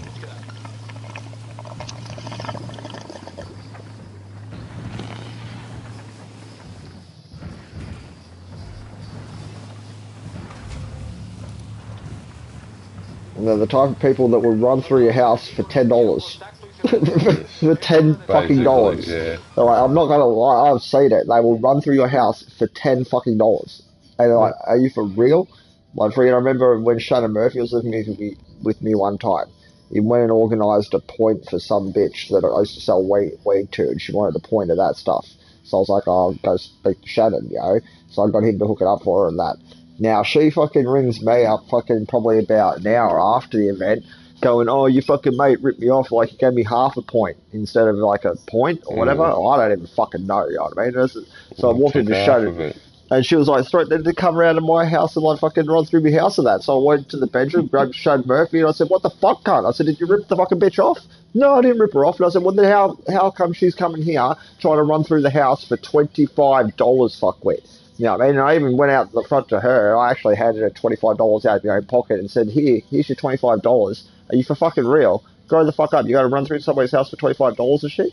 Like, fuck off, don't come back. Well, that's just See ya. mentality. That's Rod's brother, isn't it? Yeah, that's Rod's brother. Shannon. I remember him when I was younger. I was living down the road forever. Apparently he's a bit of a bitch. From the path. He's a bit of a bitch, Shadows. Like, I won't lie, he's a bit of a bitch. Being that sort of character, yeah, he's a bit like, he's had a Careful with him. He thinks he's a bit bigger than what he is because he's got all these people to buy ice off him and all the rest of it, but he's still a cowering bitch. I've seen Jazz Tallarico basically, make you cower, bitch, so don't tell me you're a big man when, like, Jazz Tallarico, he's a pretty scary name around here and all the rest of it, and I can understand why Shannon sort of pulled his head in a bit, but I've had my run-ins, with Jazz in the past as well. And I didn't put my fucking head in. I actually went and confronted the cunt face to face and earned his respect. You know what I mean? Like, I actually turned up to his house because he called me out one day. And I turned up to his house and Judge was like, "What are you doing here?" I said, "Well, you called me out, dickhead, so here the fuck I am. What's your fucking problem? I didn't expect you to turn up. Why not? Because nobody turns up. Well, I'm not them. I'm me. I'm here. What's your fucking problem?" And he reckons I owed him some money or something like that. Comes to find out that I didn't. You know what I mean? Like, but yeah, besides the point, I still showed up and friggin', stood my ground. Shannon Murphy, nah, he would have just folded. He would have given Jazz whatever the fuck he wanted. You know what I mean? Like, nah. And then when Shannon was living with me, friggin', he didn't like the fact that I put him on the spot in front of his meth heads because he owed me money, and I actually put him on the spot about it in front of all of his friends, and he did not like that because apparently I was dissing him or some bullshit. As I said to him, no, shut the fuck up, cunt. You can only say yes or no to me right now. Where's my motherfucking money, bitch? Like, you live in my house and you owe me money. Don't be giving me fucking attitude. I'm dead set serious. Who the fuck are you to give me attitude living in my house? Do you want to live out on the street, cunt? Because that's where you'll go. You know what I mean? Like, and he did not like that. And I said to him, well, stiff shit. You live in my motherfucking house, yeah? That's the rules. Don't give a fuck. If it was your house, I'd abide by your rules. It's my house. You follow my rules. Tried to leave because he did not like it. Because he did not like it. Well, So that's why Magic I had to kick him out from Rod. I had to kick him out. Rod just got out of control. I had to kick Shannon Murphy out just for that reason. Because when he moved in, oh, trust me, Drags, trust me, I'll always have your fucking rent, on payday and all the rest of it. Yeah, right. That didn't even last a week, bro. Being for real. Didn't even last a fucking week. And then I was copping the whole bullshit. Oh, I just gotta wait until such and such pays me the tick he owes me. I don't give a fuck. My rent's not reliant on your tick bill. You know what I mean? Like, my rent's reliant on your fucking Centrelink wage, bitch. Pay up. Yeah, but that buys his 8 balls, so. And that's what I said to him. I said, I don't give a fuck about any of that shit. Like, my rent comes first, and whatever you have left afterwards is for you. The Centrelink check buys the 8 ball, and then basically he's got to make money. And lives off that. And he's got to make money. And as I said to him, I said, it does not work for me. Like, my rent comes out first, bro, and that is the rule. If you can't follow that rule, get the fuck out. Yeah, Chatty Matty down the road from here, he does the same thing, and he's still doing it to this day. And that's what Shannon didn't understand. The 8 ball for the fortnight. And that's what Shannon didn't understand with me. Like, oh, that's not fair. Yes, it is fair. Because I'll tell you what, I don't want to have to wait for your fucking retard mates to pay you a tick bill that they're not going to pay, bro. Because they're junkies. They're not in a hurry to pay the tick bill until they need some more. And then what? I've got to wait? Fuck off. Not happening. You know what I mean? The thing about every ISED, and especially experienced ISEDs, they've always got half a dozen dealers that they owe money to. Like, you're not the only one. Yeah. And that's what I used to say to him. I said, like, fucking, that's the problem. You've got to give these assholes ticks, because if you don't tick them, then you know that your business goes somewhere else. You know what I mean? Like, so you tick them because you want the money, yeah? And you don't care when you're going to get the money. Like, you'll get the money. Well, then he's just waiting for their paydays. But the problem is there's a few other people waiting for their paydays too. True. And where's he on the list? You know what I mean? Like, that's the question. Where's he on the fucking list? He might get his if he sees them first. He might not. Like, because he fucked me over one time, and that was the last stroke. Like, the last fucking, last go for me. I turned around, like, I was sitting there, I had no weed, no cigarettes, no nothing, because I was waiting on his payday. So then his payday rocks around. I'm like, sweet, Shane gets paid today. I can get my rent, you know what I mean? I can get some cigarettes, weed, etc., etc. Oh, no. Of course not. He was waiting on his ticket and all the rest of it. I lost my shit that day. I was like, nah, enough's enough. This is fucking a joke. Get the fuck on. Later, bro. Rent or board? Rent, board, whatever, whichever way you want to look at it. You're renting a room in my house. You're occupying a room in That's my house. boarding, I think. I think Yeah, rent's but like you if you're on pay, a lease yeah. or something. But that's the thing, but you pay your board on the day that you get paid. That's it. There is no fucking around. There is no excuses. You know what I mean? That is, the deal that you made with me when you first moved in and agreed to. So you stand by that deal. But That's fair enough. like him not paying his rent or his board wouldn't essentially, it didn't threaten your rent. Nah, You're because I'd renting already properly paid. because I'd already that's paid all yours. of Yeah, that. You know what I mean? Like I'd already paid all of that out of my own pocket. So therefore, but then my electricity and that was higher because yeah. of him and So all the all that rest of it. shit. So I was waiting on his money to live off, essentially. Yeah, You know what I mean? Like fucking, I'd pay everything get to so that pay we're for all all your fucking sorted. bills and shit. Yeah, like make sure Keep all the that bills going. and that were all paid, and then I'd be broke relying on his money for my luxuries. Yeah. Yeah. And yeah, it just didn't go that way. And then the second rule that he fucking failed on was the easy one. As I said to him, I said, when you move in here, you go off the grid. I don't want anyone knowing that you live here. You know what I mean? I'm giving you a fresh fucking chance somewhere where you can disappear and go off the grid where no one will know where you are. Just don't tell them that you live here, plain and simple. Don't bring anyone here. You know what I mean? Like, just go off the fucking grid. And he actually liked that idea because he didn't want people, bothering him all the time for this shit. So it was a good deal for him. Well, that lasted about a week until, his bedroom turned into a crack den. You know what I mean? Like, then, and it's like, well, the simple rule, don't bring your fucking crackheads to my house, and then all of a sudden I've got 10 of them sitting in your room. What the fuck, arsehole? Like, seriously, are you taking the piss out of me at this stage? Like, and that's why I had to look at it. Like, are you taking the piss, Shan? Like, are you trying to walk over me because you think I'm just little drags and I ain't going to say nothing? Or you're wrong. You're fucking wrong. Because I'm kicking your ass out onto the streets because ability is what I'm going to do. It's going to teach you a motherfucking lesson that you can't fuck with people like me. Because he told me all of the good words that I wanted to hear to get his foot in the door, and then after that everything changed, yeah? And that was the problem. He needed somewhere to live because he was out on his ass with nowhere to go. So he sweet talked drags for his spare room and lied through his teeth just to get it. And that's one thing I could not stand about him. I still like Shannon. I still see him. I still wave to him. I still have a chat to him down the street when I see him and that. But he knows that he's burned his bridge. You know what I mean? He knows that he fucked up. As I always say to people, don't shit on those that are willing to help you, because sooner or later they won't. It's the ice that shits on you. Yeah. Well, that's the thing, and he shat on me through his habits, and then sooner or later I'm just going to turn around and say I'm not going to help you. You know what I mean? Like, because you keep on letting me down, so fucking I'm going to have to let you down now, not helping you. That's what I said to him. You keep on fucking letting me down, cunt. Like, left, right, and centre, you keep on letting me down. You bring your ice heads here, which I told you I didn't want. It doesn't even feel like my house no more. It didn't even feel like my house at the end of the day. Because, I wasn't getting any visitors. Every time fucking there was a knock at the door, it was one of his ice heads. You know what I mean? Like, got to the point where it just didn't even feel like my home. True?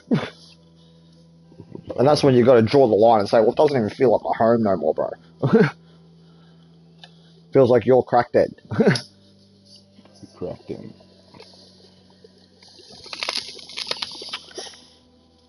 And then it got known to the point, Chiefy, where people out on the street that were referring to my house as the crack den, where fucking we can go to get crack.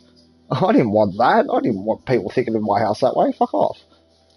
That's why I said to him, when you move in, you go off the radar, and he didn't want to go off the radar, did he?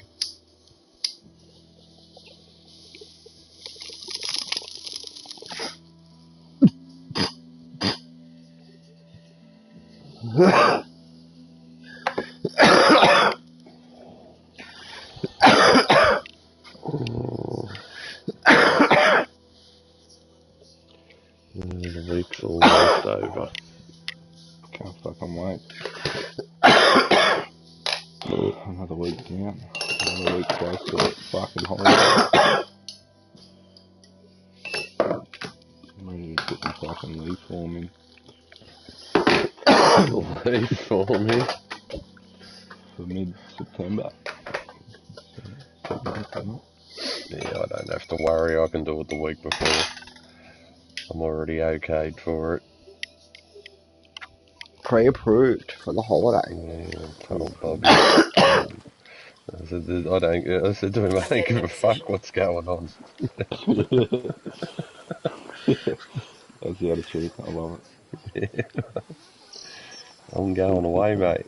I'm going on a fucking holiday, and yeah, I couldn't give a fuck if my presence meant the business was, was either going to fail or succeed. I don't care. It can fail. That's a good way of putting it, isn't it? Like to someone, to your employer. Eyes on the target. Yeah, if the whole fucking success of this business depended on me being there for that 2 weeks, then you're all out on your asses. You're all fucked. It's a fuck. I don't care. Yeah, I'll go get another job. Go into liquidation. I'll be happily just in the Yeah, and it can be all my fault. I couldn't care less.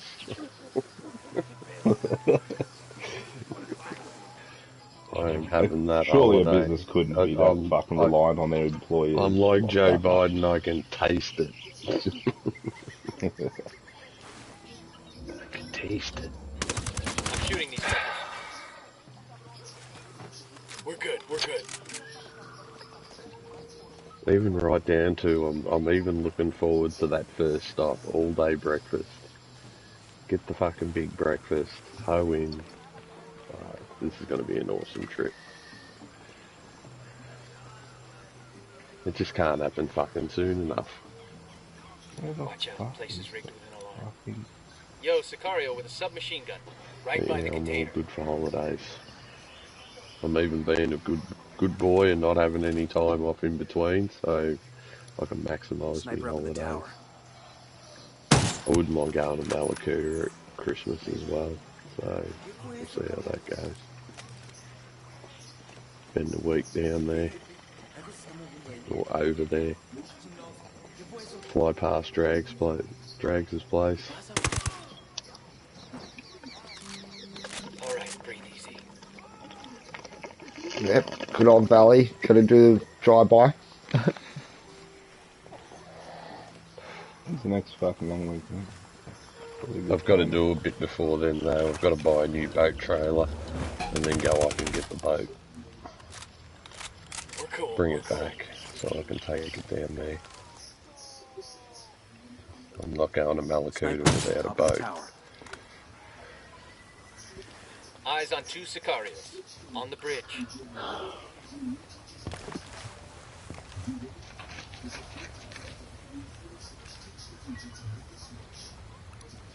Here's target number 5. Got it. Moving. Copy. Target get a good sight. There's another trip you might want to consider, Chiefy. Malakuta. Yep. I've got the target. Wait 1. Let me get in position.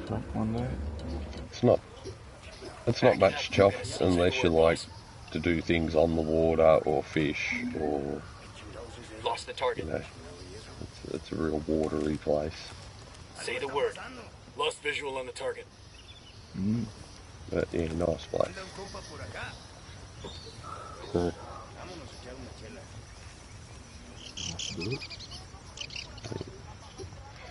Yeah, I might do that at Christmas. Enemy down. I'll do that. Yeah. Probably buy a couple of tents.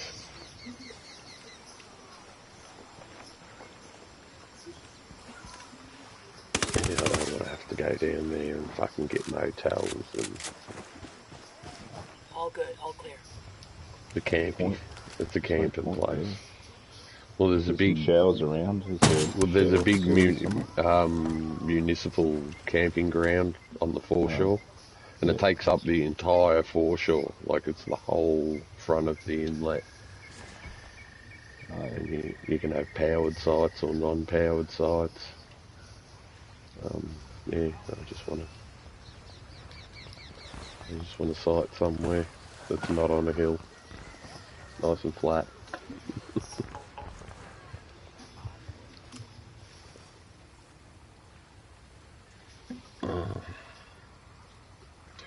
But yeah, there's toilet blocks and showers all the way through there. They got all that shit. Yeah. decent? Yeah, Or just yeah, 2 or 3. Mountain Not bad. types? Yeah. No, they're indoor, like they're proper. Oh, yeah. Yeah, they're proper, proper hot water and all that sort of shit. Paid? You have to pay? No. Oh, well, if you're staying at the park, you don't have to pay. Staying at the park. Yeah. Oh, even if you're not staying at the park, you can book fucking in at still the park drive or in. something for a spot, or do you have to pay for a spot? Yeah, you got to pay for a spot. Oh. How much would that be? See a second target. Oh, I've no idea these days. No idea. Used to be about 15 to 16 bucks a night. That was about 25 years ago. Yeah. So you can imagine that's probably gone up a bit. Yeah. So they'd be all looking for prices up at around the fucking paying for a fucking Western power. I reckon a powered site you'd be looking at 50 or 60 bucks a night at least. So you may as well just stay in a fucking hotel if you're going to be. Well, you're going to be paying, 120 to 150 at least. Places you can just go and campsites where it's not paid. I don't think so. Is there even such thing as like that? Because camping's technically illegal in national parks unless they have designated areas, and even they want you to pay a $10 donation per person. Yeah. I can remember staying out at Cotter for the summer nats, and we got there in the middle of the night and we set up the tent and just went to sleep. Basically had a couple of beers and just went to sleep. Wake up in the morning and the park ranger dude is actually standing outside the tent waiting for us. Oh, right. Enemy spotted. Yeah. Get down For before they his see little donation. Wanted a donation? Yes. And he wasn't leaving without it. 10 from each? Roger. Let me get in position. Yeah. Decent. Yeah, well, I went for a piss while they were all talking to him, and then by the time I got back, they're all sort of looking at me going, oh, no, you got to use the 10 bucks. Got it, he's down.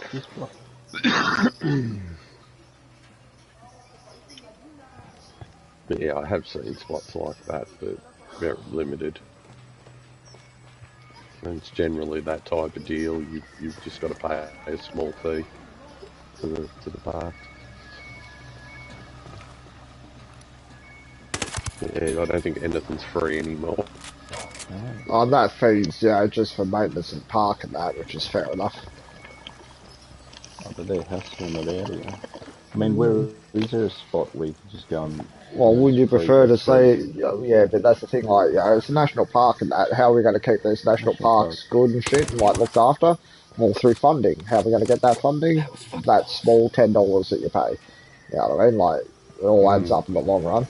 It's a small way of getting that little bit of money towards the park, yeah? And it's not that much of a price, I'm sure it doesn't even pay for everything. Exactly. It doesn't even, it doesn't even pay for everything. That's the kicker. I bet in the end it doesn't pay for everything they need. It's just takes a little bit off the top. To the funding. Yeah, just a little bit off the top. You know what I mean? Like yeah. That's their piss up for the end of the year. I have to pay people like Brett and that doing his job, like, you know what I mean? Like, Brett's job is to go out to the national parks around here and that and do, like, koala counting, marking of, like, trees that need to be removed, that type of stuff. Like, you got to pay for that, yeah? You got to pay his wage. How do you pay his wage? Yeah, there's all different types of jobs in the national parks. Important jobs, too. You know what I mean? Like, I don't think there's probably anywhere you could stay for free anymore unless you just got away with it by chance. Yeah, everything's monetized. We were discussing this the other day. Nothing's free, right? Because everything's owned by the crown or whatever. There's no free land on Earth left. Every portion of soil on Earth is owned by someone, yeah?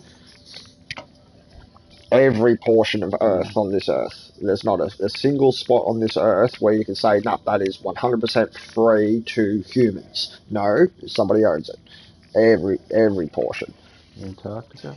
Not because it's owned that's as a been colony. divided It's up. been divided Yeah. between nations for a long time. We We've got even a own a part. bit of that. Yeah, we've got I part of that. don't think we own it though. I think No, we're it's just ours. governing. No, I think we're governing it, but we don't But actually own it. It's part ours of forever. the trust of the fucking world's trust, Yeah, like the but Antarctic Yeah, agreement. we're in it's charge of it though. technically We're in ours charge of forever. that part. We're in Yeah. charge of that part. We're It's our responsible responsibility. for it, but No one else is really allowed to go there. Yeah. That's I reckon the point. people can go there. I reckon it's not. No, because all the other countries have got their own little piece of the pie, so they just use that. Yeah. I don't Like know. They don't Russia's really there. explore around Antarctica. Russia's got a mad presence down in Antarctica. Yeah, the Russians, they got a mad presence down there. Well, they do, especially in the Arctic Circle as well, up top. They're looking for something down there. They're very interested. Very, very interested. There's land under there. It'd be for resources. They want to see artifacts. I tend to think, I go down a different path. They're looking for a rare mineral. I go for a different path in the respect that Antarctica, we do know in human history that there was a time where Antarctica was not under ice, correct? Where it was like there's a continent underneath there. There is an actual continent. Now, if you want to think about, there possibly being a, precursor race to us, right? Antarctica is a good place to look because, say there was a civilization there before the last ice age and all the rest of it. There's a civilization frozen underneath that ice, and there's some artifacts in that. That's why everybody's down there. That's why America, Russia, everybody's got their little bit of pipe down there. Everybody wants to find something under the ice there. You know what I mean? And they all have this idea that there's something there. Like all of them have this mad investment idea that, hey, we've got to get down there, yeah?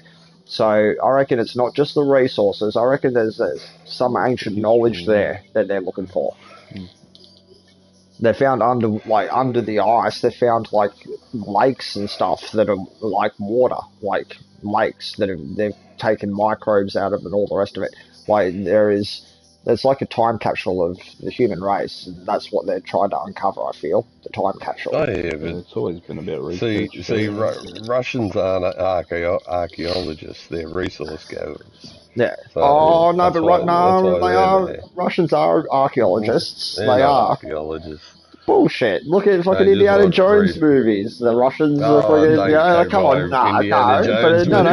that's a documentary, Sick Unit. We all know this. It's a fucking documentary. And the Russians are into archaeology in that, so I'll go on with the documentary. If you look at Russia for what it is, they're just resource gatherers. But they are interested in knowledge as well. Russia knows knowledge is power. Where do you think we got one of the strongest metals known to man? And it wasn't from the Americans, and it sure as hell wasn't from any of the rest of the Western world. It was from Russia. I mean, they are resource hungry, but they also do appreciate knowledge and, history. Like, they're not, But they've always been leaders in resource gathering. That's one thing they've always been they've had a knack for it. Yeah, but as you know yourself, they're also about intelligence because they've been in a competition with America in regards to intelligence for the longest time, correct? Well, of course, they want to know what Americans know to each other. Yeah, exactly. They want to know what each other knows. It's like, they're just paranoid about each other. So therefore, if America's sort of into research, Russia is as a side effect because they have to. They can't not be into research. This is for instance, all of the American stealth planes you see today. Yeah. And this is way back from the SR-71 Blackbird right up till today. They're all made out of titanium that originated in Russia. And when they built the SR-71s, they had to set up all these shelf companies through the CIA to purchase the titanium from Russia to build these planes. Russia's just, as far as like that movie. They're sick cunts. It's like that movie, The Men Who Stare at Goats. You know, the Russians start investing in psychic research because they believed the rumor that the Americans were doing so. So then it forced the Americans to do psychic research themselves because they started that as a bait story to see if the Russians were listening to them, and the Russians were listening to them, ran with the story and thought it was real. So then the Americans had to make it real. We know why they were doing that stuff now, though, because since the 1950s, they were always just working out ways that they could make the USSR broke. Yeah. Spending all their money on them, on research, whatever it was, weapons, Yeah. space. So they created the false story of doing psychic research to therefore prompt the Russians to do it, and then when the Russians start doing it, you're like, well, fuck, now we'll go do psychic research, something doesn't even exist, that, you know, we just made up, you know what I mean? But now the Russians are actually going to see, and that was the conundrum, because it's why the Americans went into the MK Ultra projects and all the rest of it, because pretty much the Russians were doing it. The Russians were always ahead of the game too. So if the Russians are willing to, you know, experiment with like drugs, and, you know, well, that's the thing. If the Russians are willing enough to experiment with drugs and all the rest of it for their super soldier programs, you've got to sort of match them, and you've got to do the same. Because if there is any, like hypothetically, if you give LSD to soldiers and it turns them into super soldiers, now we know that this does not happen, but hypothetically, back when they were first fiddling around with it, the Russians were giving soldiers LSD to see if it would turn them into super soldiers. Well, they would have been giving them all sorts of shit. So now, do you think the Americans are not going to give their soldiers LSD too? Of course they are, because if it actually does work, you need to do it too, yeah? So therefore, the Americans dabbled in the MK Ultra projects and all the rest of it, gave their soldiers drugs and all the rest of it, just like the Russians were. So if you want to look at the Russians and say, oh, the Russians are so bad because they did this to fucking their soldiers and all the rest of it, America did exactly the fucking same. There is no if or but about it. Just probably not on a large scale like Russia. But they did the same. Like, they did the same research. It would have been a bit more hush-hush, whereas it would have been out in the open in Russia because there's no one to worry about. Yeah. But would they have not have done the same research? Of course they did the same research to get the same results, you know what I mean? To find out what the Russians know doing this research, yeah? Russia's just always been ahead. Taking a shot. Fucking helicopter. Copters, get down. Oh, why? Every fucking time I pull my sniper rifle, I've got to reload the bitch. Just kill me. Just kill me, Chopper. Just fucking kill me. Every time I pull my sniper rifle out and go to take a fucking shot at the helicopter, it's got to be reloaded. I've got to start remembering to reload my motherfucking sniper rifle. Kill me, please. Just kill me. Hurry up. Need a refresh.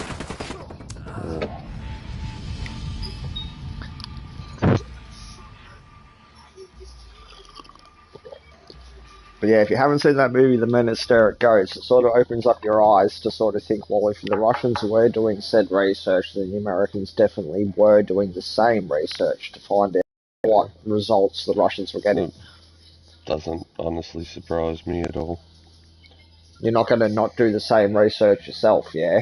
I mean, you have to do the same research yourself, unfortunately, just to find out what the results were. Because the Russians aren't going to tell you what the results were, yeah? The only way you're going to find out what the results were is to do the same fucking test, yeah? Because I don't think the Russians were communicating that sort of results. You don't want to find out at the wrong time. And on the battlefield. You know what I mean? You've got to do those fucking tests yourself to find out, do they have an advantage or not, yeah? See, and that's the thing, like, that's why the military's evil as fuck, in my eyes, because you cannot even say that the American military is good and all the rest of it, because anything their enemy does, they do themselves. You know what I mean? But they just don't do it, you know, out in the open. They do it behind closed doors and all the rest of it so that you don't know about it. But they do the exact same research that any of their enemies do. I mean, America has torture practices and all the rest of it, true? adapted from Nazi torture methods and all the Yeah, rest of it. apparently they've gone a lot lighter on it these days than what they Come used on, to. yeah, nah, they've just changed it around. One of them being like during like the Afghan, like when we were in Afghan recently, Iraq and all the rest of it. They were taking soldiers, putting them in a shipping container, and playing Barney's theme song to them for 24 hours on repeat as a new form of torture. And that would Oh torture yeah, you. That would break that's you. the I'm sorry, that thing. would break you. They were thinking of different ways Yeah. rather than the old torture of putting electrodes on your Yeah. balls and your I mean, nipples. and that's mental torture, you see? That's the next level above, because it's not physical torture, that's mental fucking torture. I mean, would you be able to handle me putting you in a shipping container, hot as fuck shipping container, in the middle of the desert, listening to Barney, the brain dead dinosaur, for 24 hours straight? How long do you reckon it would take for you to crack? Yeah, but how long do you reckon it would take for you to I'd crack? come out singing it, smiling. Yeah. So thanks for letting me learn that song. But all of have these... to keep your mind in the game and just learn the words. You just concentrate on the song and just learn the words. Oh yeah, but it was if you're in there for a week. What if you're in there for a week? Because they're playing it for 24 hours straight for as long as it takes to break you. What if you're in there for a week? Even for a week, I'd come out singing that song. And thanks, fellas. That's now my new favourite song. You've got to treat it as a positive. You always got to tell yourself that knowing this song is good. Yeah. But that's the thing, like, these are torture tactics and shit that the American, military have been using recently, because the way they sell it to you is, they're not like waterboarding, or anything like that. These are like nothing sort of tortures. They're still something tortures. They're not nothing tortures. They're still something tortures. Like, I don't know, it's piss poor to sort of say, oh yeah, well that's the new way we torture people and it's cool because it's more friendly. No, it's still fucking torture. The last nasty one they used to use was the towel over the head and the bucket of water. Waterboarding. Yeah. Waterboarding, and it's fucked up. Yeah. You just tip water down the front of the towel on their head. Makes you constantly feel like you're drowning. Yeah. It's like, apparently it's like breathing fire.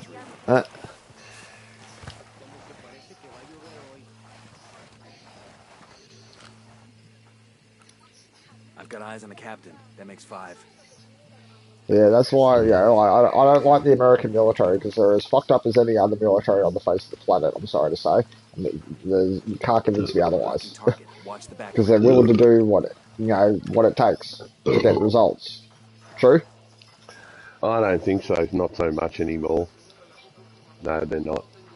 They're really but in the past they have been known to, correct? In the past. So it doesn't excuse you. So it doesn't excuse you. Your history is your history. Yeah, your history is your history. Some ghastly shit. Yeah, and you're willing enough to do it, but you want to point at the bad guys and say, oh, he's the bad guy because he does that. Even though you've done it yourself. The bad guys are the bad guys, yeah? Like that famous shot of the Vietnam War, the photographer took of the South Vietnamese officer executing the North Vietnamese officer. Yeah. Seen that one? No. When he's got the revolver to his head, and the shots, the actual picture is taken just milliseconds after he's pulled the trigger, and he just executes the cunt in the middle of the street. And the Americans thought that was a bit strong. Yeah, you gotta look it up. Even at the end of one of the fucking Hangover movies, they recreate it. Bradley Cooper does it to Chow. Yeah. It's one of the photos.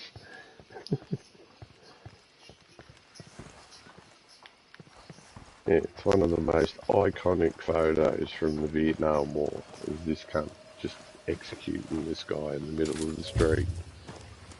And that's when the Americans sort of figured out that we're fighting the North Vietnamese because they're bloody and brutal, but we're helping the South Vietnamese, who are as equally bloody and brutal as the people we're trying to fight.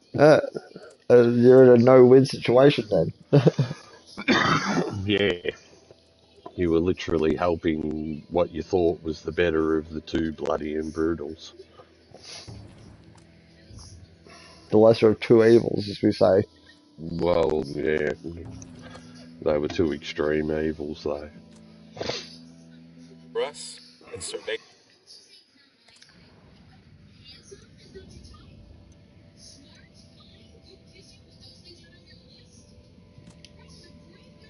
It's a time.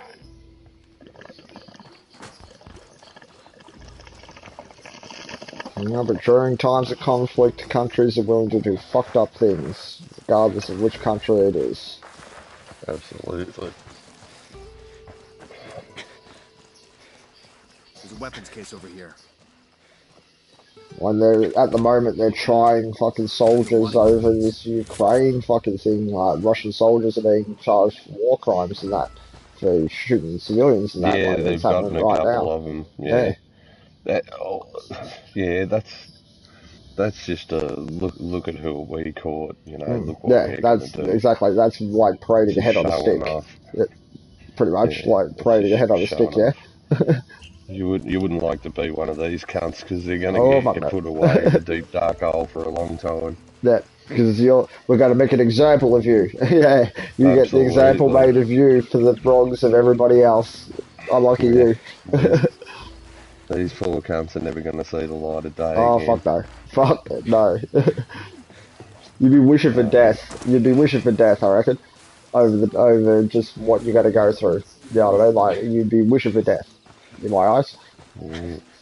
Because your life's now gone. Like, you're fucked forever. As you said, deep dark hole, you're going somewhere. I'd be wishing for death as an option. Just kill me, please. Just kill me. Yeah?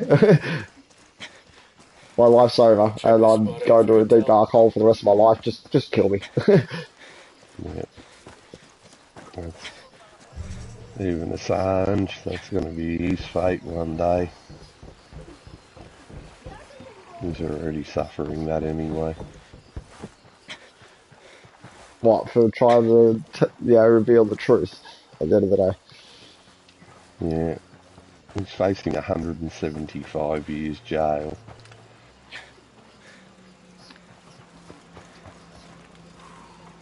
Out of the car, now. They get him on that, then that's deep dark hole forever. It's harder than it has to be. I'll drive. Hola, ¿cómo va?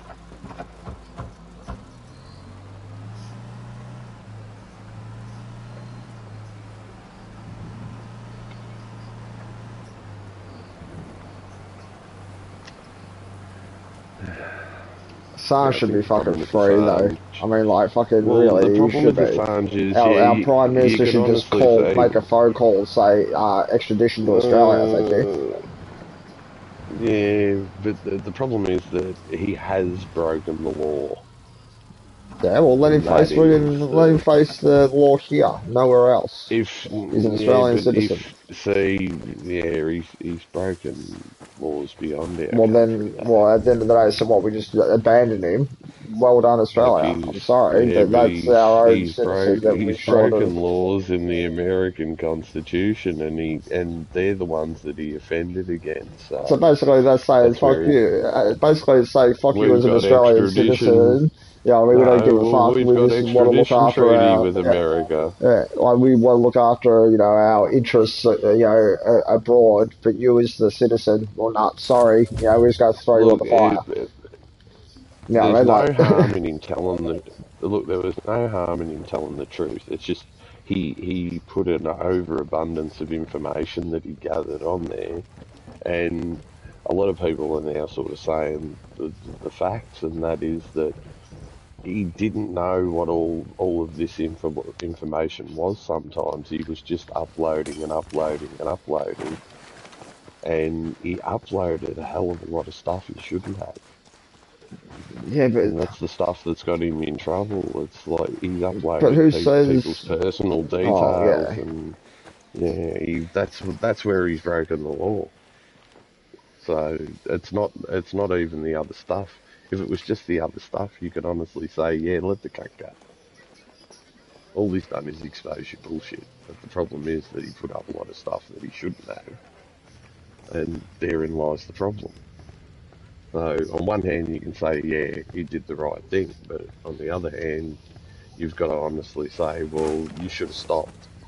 Like, there should have been a point where you sifted through all this information, found out all the juicy stuff, left out all the stuff that was really, really But going then to get he's you no in trouble. different than what he's exposing, because the whole principle of exposing the information was like we're No, there over was they this, reckon there was pages of shit yeah, that but just that's the shouldn't thing. have made it. Yeah, but there was a sort of a standpoint against like redacted documents and stuff, like saying basically all of the information you released to us has got these black lines on it, redacted, redacted, redacted. Here's the non-redacted fucking files. That's what what he was doing Well, essentially by saying, hey, enough of this redacted shit. Why is it redacted? Redacted's but like well, fucking not that's productive. because it's been passed through a law to get it that way. I So understand that, that's but why you got to then be really careful doing yeah, but that. then there's no freedom of information for the people whatsoever, because whenever they want to actually release some information to us to say, oh, this, we're Oh going to yeah, but justify our actions, like information doing around the this. place is,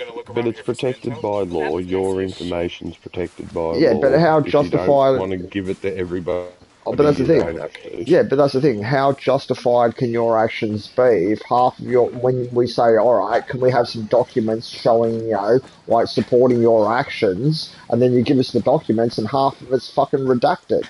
How can you justify your actions? Like, we've got to be asked the questions going, well, what's this redacted part? What's this redacted part? Why is this redacted? Because it could change the entire context of what you just did on the redacted parts alone. True? I mean, like, that's the thing. But Like, if you those redacted parts are that to say, oh, well, that was obviously bad, protect. like, Yeah, but they don't yeah. just go through it. The thing is, they don't just go through it with a black texture and say, we don't want you to see that. It's all passed through law. So they argue what can be seen and what can't be seen based on what fact. But that's ultimately how that works. I mean, That's that's the thing. I can sort not of understand necessarily a why bad he thing, sort of just because released the then, documents the way he did, because it was just him saying, well, but then here's the you're not seeing unredacted things forms. that you probably shouldn't see. Yeah, but letting that out on the whole world wasn't a very good idea. It was breaking. Yeah, he's literally broken Well, it wasn't very hundreds well. of It wasn't very laws. so sorry. It wasn't very secure because it gives all of the enemies the same information as well. The only thing I can think negative of is him releasing that information freely, while Russian spies and all the rest of it, because it could have got their hands on the same information right then and there. Yeah, what I mean, like, so bad. But, What I mean, yeah, like but the you don't have to enemies. worry about Russian Yeah, spies. or just They would any have already enemy. known it all Yeah. anyway. Oh, exactly. But any enemy that was in the dark They about just said no, they knowledge just is didn't. now no longer It's in the not dark. even about it. It's not even about any enemy. It's about us. It's about the rest of us knowing these things. It's just yeah. It's not even about any enemy. It's Oh, about exactly. the rest of us. It's keeping us fucking ignorant to the actions and the powers of be. I got one Yeah, Unidad there's a soldier. world that Over there, goes on next to the container. that we don't know about. Because I don't want us to know about it. Right. Then that's Because the if we way it's knew about been. it, we probably wouldn't be too fucking happy about it. Exactly. Everybody would be. You would lose your shit. You would lose your shit if you really knew the way the gears really turned. You would not support the society that you currently inhabit. Take it that way. So, yeah. You would actually One of those be things. like, probably ashamed to be living in the society that you live in. If you knew the truth of what it costs to Yeah, get in society. it wouldn't be so much being. It'd be angry. It'd be Yeah, frustration. exactly. It'd You'd be be all sorts angry of things. about what it has cost for us to live this way of You'd life be, and the sacrifices that have been made that you do not know about. I mean, that's the thing in my mind. That there's been a lot of, bad But it's actions all done the. by good people for us to live this life, yeah? But it's all the waste. It's all the. If you really knew the nuts and bolts and the nitty gritty of all of it, yeah, you'd be disgusted. Like, absolutely disgusted. Like, you know, you approved that attack on these people. You know what I mean? Like, oh, but why? For our security? But Yeah, what but about those people? for what? Nah, Yeah, for the real reasons you won't want to know. yeah, exactly. See, the real reasons you just won't want to know. What they deem as And security and all the rest that's of it. where, well, yeah, that's the spin they put on it. But the Yeah. real reason, and you know, there's a few wars that can be put down to this, and that is a bit of corporate pushing. Yeah. You know, a bit of this, a bit of that. Like, Behind the scenes reasoning. yeah, there's all sorts of reasons why war happens. You know, it's not the good fight like it was in World War Two. You know, like Nah, no, see, that's the thing. the Ever since that Korean war. War was fought. The Korean War was fought so because South Korea was sympathetic to America. So America thought, well, we can have a foothold on Asia here. We can get South Korea, you know, Korea on our side. And all they did in the end was split Korea down the fucking middle. Mm. And they did the same in Vietnam. South Vietnam was sympathetic to, Well, so it's they like, had another stab at it. So South Vietnam was sympathetic to America, but North Vietnam wasn't. And all they did was put a big fucking line down the middle of that country, and then in the end had to turn tail and run because the little men from the jungle were going to kill them all. War hasn't gone too well for the Americans after World War II. oh, because they've started doing war for the wrong reasons. I mean, like, you were Well, justified they're in World picking War II. fights with the Yeah, wrong. that's what I mean. You were Right, they're picking justified in World fights War with the wrong II. fucking. But have you been justified in any of your other conflicts? Well, maybe, maybe not. I'm just going to chuck it out. Like, you know what I mean? Like, yeah, America had justification for World War II. Did they have, you know, justification for, say, Afghan or any of these other fucking wars that they've been in? Not as much. Not as much. Well, That was just the you thing being was a after power-hungry World War dick. II. Yeah, the thing was after World War II, they realised what a fucking huge Yeah. advantage it was to have control of Yeah. Japan. But then also Like the egos they never after that technically, victory took over. but That we are the world they never leader. We technically are number ran one. True. Japan. Yeah, but they never technically ran Japan. But They ego just, was also well, at the established time after they that were the victory. superpower. Yeah, They exactly. Ego comes detonated into play. nuclear weapons. Yeah. And The therefore, thing that's was, the they only thing I just don't like expected about like American everybody to military. be The frightened of them. ego that comes along with the American military. That we are the best in the world. We're number one. You're not number one, bitch. Stop fucking beating your chest. Like, you know what I mean? Like, you're only number one because you say you're number one. The rest of us don't view you as number one. You know what I mean? Like, we don't. We view you as, you know, a world leader, but we know that there's other ones, not just you, yeah? You just play it like it's just you. That's the way America plays it, that it's just them. They're the biggest and the best. Well, you've got competition, bitches. You've got competition. They got beaten in the rice paddies by the North Koreans. They got beaten in the jungle by the Vietnamese. But they don't want to acknowledge the fact that they do actually have competition out there. You know what I mean? Like, they're not the be-all and end-all of everything, you know what I mean? Like, but their ego won't allow them otherwise, you know what I mean? They're here to protect the world, yeah, but Team America, yeah? they only got through Iraq because Saddam fled and his army just dropped to its knees. Like, yeah, but that's the thing. They turn around, but that was the thing. It was sold to you that, oh, we've got to go to Afghan, Iraq, and that. We've got to stop these weapons of mass destruction, blah, blah, blah. And you get there and there's no weapons of mass destruction. So you lied. You lied. You know what I mean? You just wanted to get in there and fucking end the fight, you know, that you started previously. We know the real reason for that. They just wanted to overthrow Iraq. That's it. They just wanted the oil and to overthrow Iraq. All they wanted to do was overthrow Saddam for the oil. Yeah, get their hands on the kitty. Get their government in there, install a government. Yeah, exactly. And be able to profit democracy and freedom from everybody and all the rest of it. Bullshit. There was no freedom for everybody. It's control. It's you going in and dictating. It was a pure oil war. Yeah, it was. There was no if or but about it. And anyone that says differently is a bit of a fool, I'm sorry to say, because it was. It was an oil war. Yeah.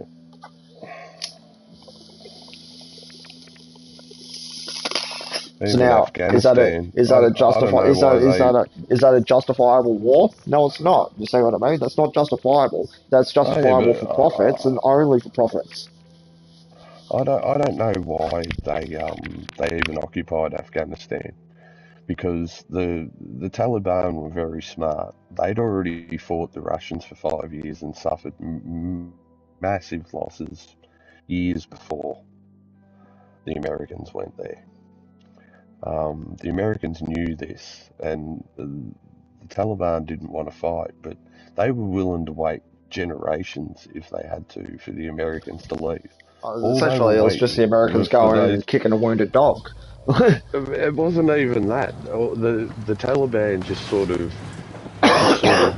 melted into the hills, like they just disappeared. Yeah. Maybe we need to And stop all a it while. was Replenish our supplies. they were just waiting out the time, thinking, well, You know, how those little much is alligators, America going to they say they taste spend kind of like staying rabbit. here? Nah, that ain't right. And ultimately, Gator there was an tail end date tail's to the best that, part. You and need it to was really marinate the not meat. long ago. Yeah, but that's the The thing. Americans took off, and what And the happened? The fucking Taliban profits Taliban came anyway. out of the Yeah, Taliban came out of every crack in the fucking desert. and scooped up a lot of those weapons that were left there by the Americans. Huh?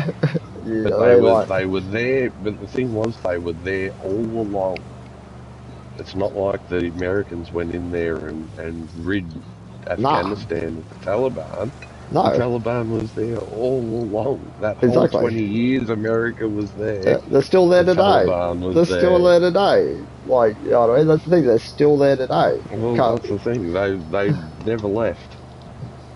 They never left, and it's just America spent, probably in the excess of 100, $200 billion staying in Afghanistan, and for what?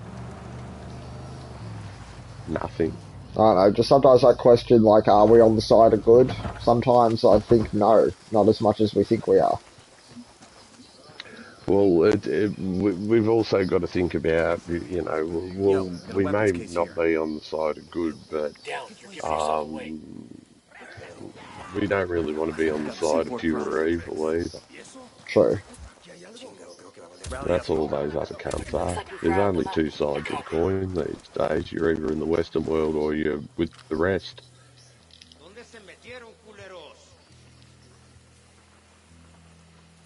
And as we've seen, all those other cunts have got far different ideals in the way that they want the world run. And they want one person on top and the rest of us to bow and grovel. Shit, they're headed this way. What should we do? Target's marked. Just say the word.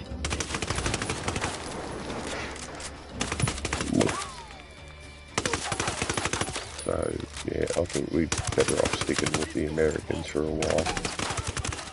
Oh, I'm not saying that we don't stick with the American stuff, but we've got to, like, maybe hold them a bit more accountable and sort of ask a bit more questions and expect them to give a bit better answers. We're in no position to hold them accountable for anything. Yeah, we're in no position. Financially, everything. We're in no position to even almost sit at the table with them. Yeah, that guy from Down Under. Remember that? That guy from Down Under. That's how insignificant we are. That's that what I mean. guy from Down Under. That guy from Down Under. I do agree. He wouldn't even be bothered learning the cunt's name, even if he was coherent.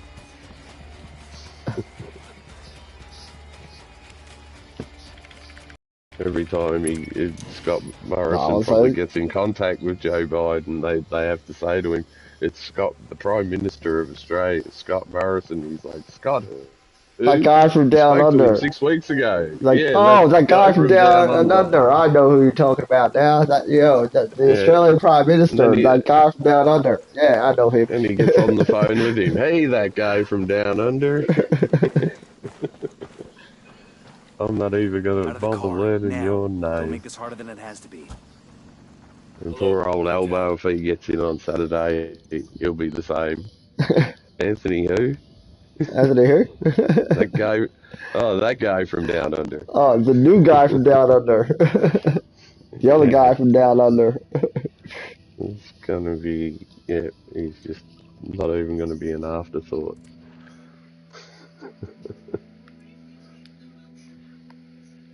They really don't care what we think on anything.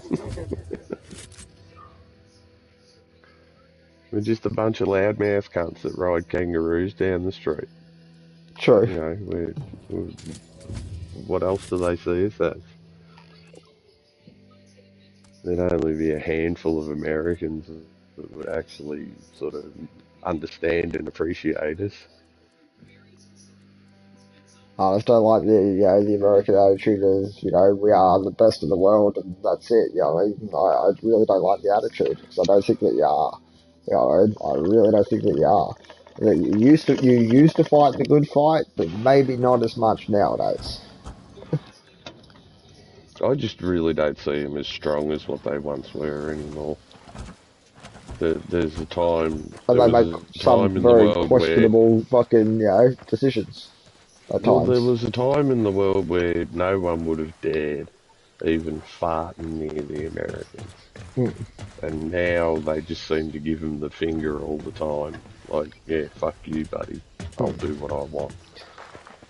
And that's changed a lot. Yeah, it's that I feel that they've let their egos sort of get to them in being like Team America World Police. I mean, like I'll bring that movie up as a reference that America sort of became that, Team America World Police. That they're here to Well, dictate that's to what everybody. that was all about. Yeah, I mean, like so the movie makes a valid point, and like in that respect, it's the way I sort of view America That's through what that they were lens. poking at. Yeah, well, it's the way you sort of view America, through that lens that you became a bit big for your boots, that after beating the Nazis, you're the police of the world. Okay, you're going to give yourself that title. Like, nobody voted for that shit. Doesn't the rest of the world have a say in that sort of vote if you're going to dictate yourself as the And world police? technically, they Like, the didn't rest beat of the the world, Nazis, so yeah. Well, that's the thing, but the rest of the world should have a say. If you're going to, like, label yourself as the they beat world the Japs. police, don't the rest of the world have a say in that matter? Whether or not we agree or disagree with you being the world police?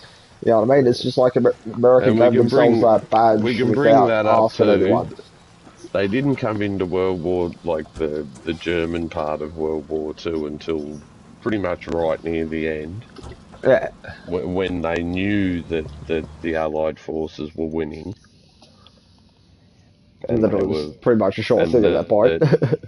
Well, pretty much, yeah. The Nazis were in retreat mode, but Stalin was on the other side pushing, so they didn't really have anywhere to go. So they were sort of stuck in the middle.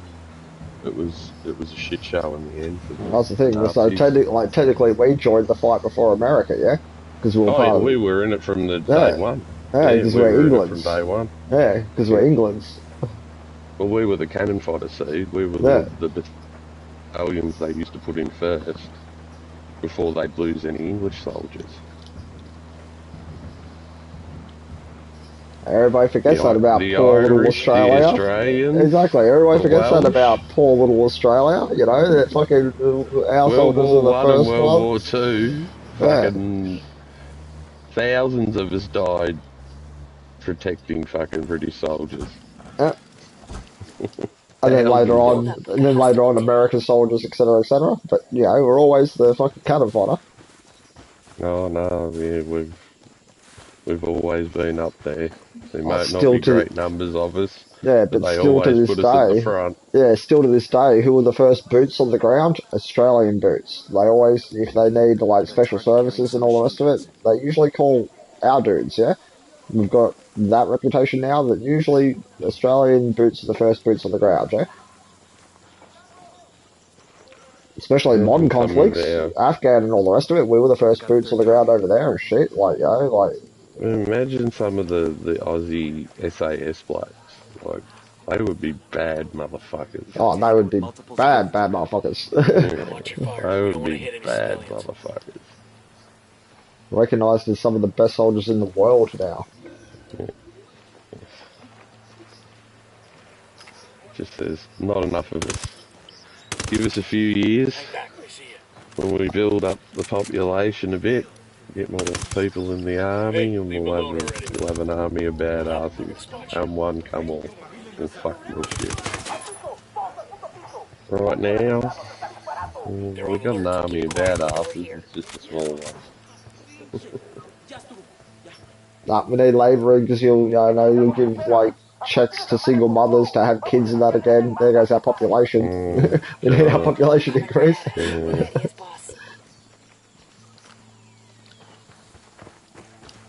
SJ Army give lad. checks to single mothers, and then they'll up the abortion rate.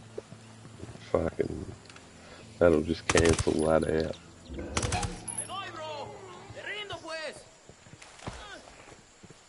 We're clear on this side. SJ.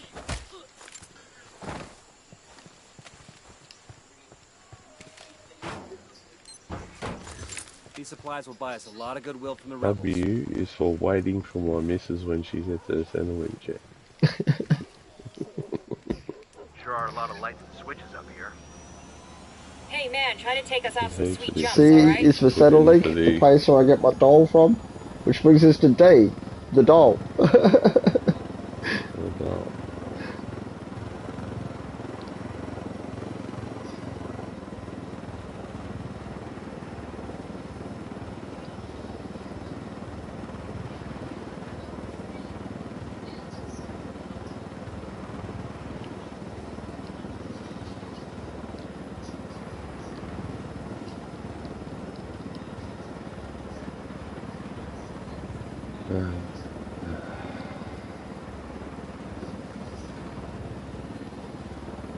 No, I'll be interested to see how much of Twitter is exposed as being bots. You know what I mean? Like, yes, it will be actually.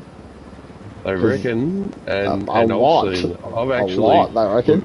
seen the change. They reckon a lot of these companies now, even YouTube and Google, they don't know this for sure, but a lot of people are experiencing the same thing, and that is in their feeds and that, and I've even noticed it.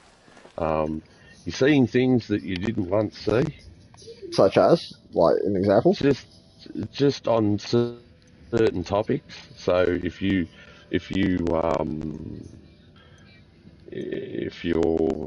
like on a certain topic all the time. Say if I've been watching Fox News all day, I generally get a whole heap of Fox News stuff in my feed. And then it starts adding little bits and pieces. It's hard to explain, but you're seeing stuff that's a bit more like less restrictive, maybe? Yeah, and it's a bit more out there. Giving you both sides of the coin more? Oh yeah, and there's stuff that's a bit more out there. It's on both sides of the fence though. But what they think has happened is that like Twitter, all the companies basically, and apparently it comes from Facebook. And that is, they've been sharing around this algorithm, and it's like a suppression algorithm. Yeah. In that it can even fuck with the it can't fuck with the amount of subscribers you have, but it can lessen the amount shown on someone's screen. I'm opening fire. Copy that. So say if you've got 2 million subscribers, but they don't want people thinking you're popular, they can just put 100,000 there. Okay. Yeah. They know we're here. Grenade, Because apparently all over the world, people have been experiencing the same phenomena, and it seems to be one sort of demographic of people. And that is, especially in America, the right. Hold your position. Open fire. Roger.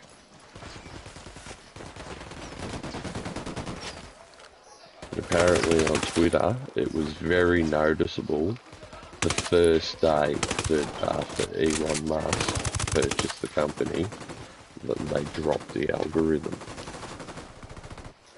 Well, as he's exposing now, a lot of the fucking daily users are actually bots, not actual fucking users. So, you know, that's how it affects his share price and stuff. That once he can get into the system, he knows how to find these algorithms, in that if they've used them in the past and then they've dropped them, he can still find the pattern of where they've been.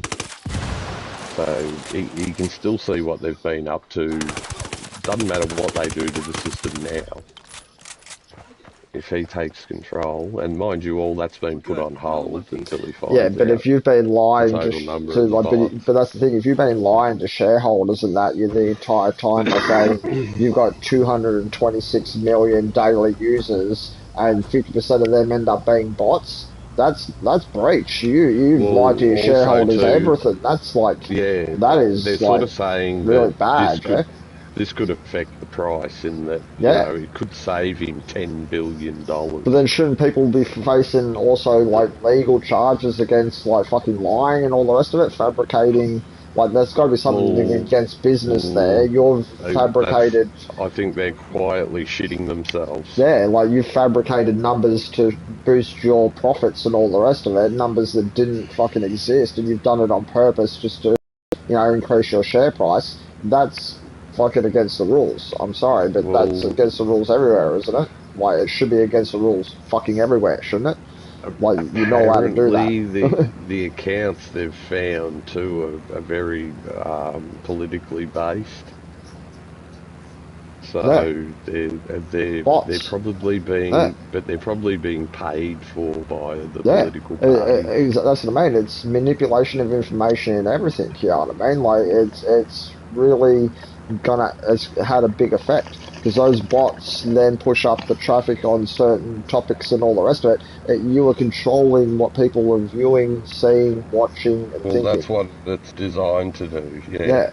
You know what I mean? Like, so therefore, in this modern age, that's fucking questionable activity. That is incredibly questionable activity. That is manipulating, like, just bring in the Ministry of Truth and let's get to George Orwell's 1984 already. No, you know what I mean? Like, hey, that's all been suspended. Yeah, but I did hear that, but I'm just saying, like, as an example, if we're gonna, like, as an example, if we're gonna allow these Twitters and all the rest of it to sort of have these algorithms that suppress information and that, then we might as well just bite the fucking bullet and commit to 1984, yeah?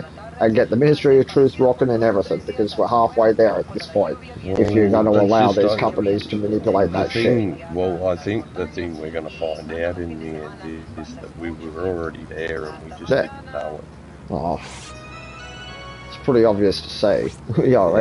I think we were already there and we just didn't know it. And now they're all scurrying around trying to cover their tracks. And I think that's why they don't like Mr. Musk. Because Mr. Musk is about to find out the real truth. Man, I hate that we always Mr. get Musk having that truth. Well, and I hate the fact that we always have to bring up 1984 as an example of where we're heading, but it's like, it's the truth, and we are heading to George Orwell's 1984 fucking future. Well, yes, it has been described as Orwellian, especially that the Ministry of Disinformation, or whatever, the Disinformation Ministry, well, as he would call it, the Ministry of Truth, as, called in his book, you know what I mean, like, but that's the thing, It was the Disinformation Governance Board, that's what it was called. It was just a department in the Department of Homeland Security, but it had full federal jurisdiction, so it had anything that happened in America that, if you send a tweet from overseas and it went to America, you could still be done by this thing. But even us over here wouldn't have been safe from it. And that's kind of, that's a bit scary. Oh, exactly. That's what Reach it had. Good to go. It didn't just have reach over Americans, it had reach over all of us. If we tried to chime in on something that was happening over there, then that could go very badly for you. If they deemed you as spreading disinformation, then you'd be on a plane in handcuffs. That's the thing. I believe information should be free. Like, it should be free. You should be entitled to know what the fuck's going on, rather than live in a world where you don't know what the fuck's going on. Like, that's not fair. You should not be expected to live in the world and wear a blindfold. I still don't think the whole world whole can know that information. Yeah, but they expect us to live a life where we walk the world with a blindfold. Oh, you know, we'll tell you what you can see and what you can't see and all the rest of it. That's kind of bullshit. You know what I mean? Like, I don't It agree with that. is. Well, I'm in agreement with that it is bullshit. But the point is that there's a lot of information just a lot of people out there couldn't handle. There's just a lot of information that just would be too much. It sounds far-fetched, but that's the honest truth. There's just, especially the way things work and the way things have to work, yeah, people would just lose their shits. They just, yeah.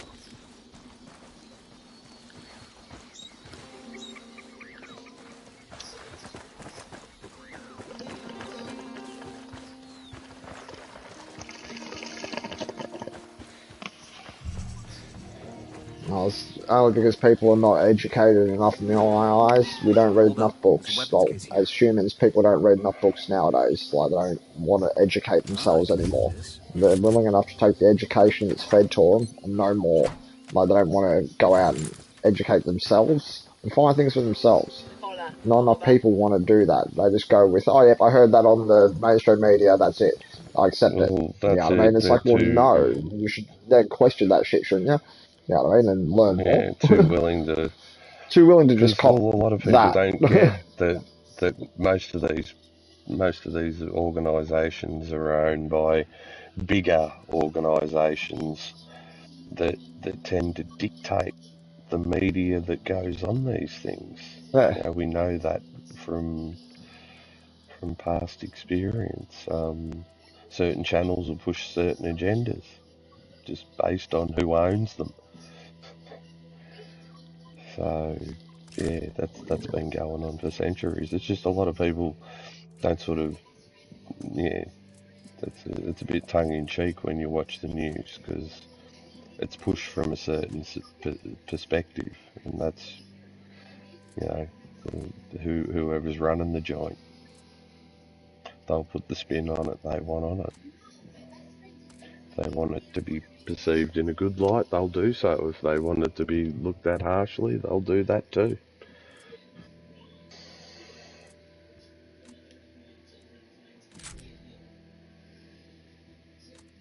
Yeah, I'll take one example.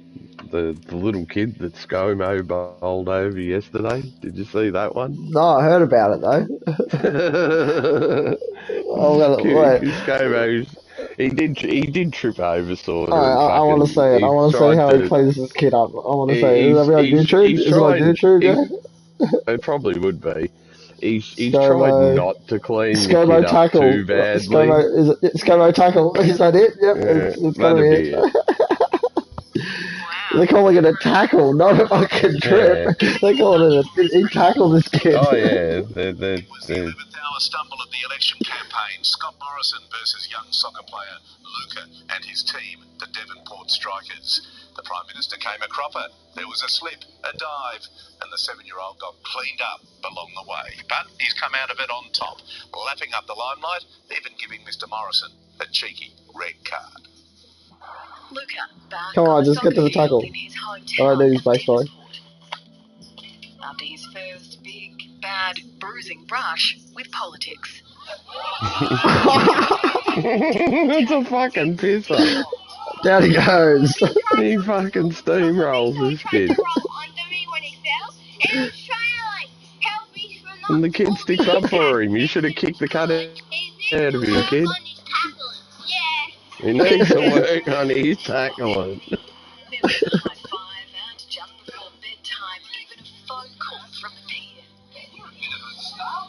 Yeah, he rang him up shitting himself.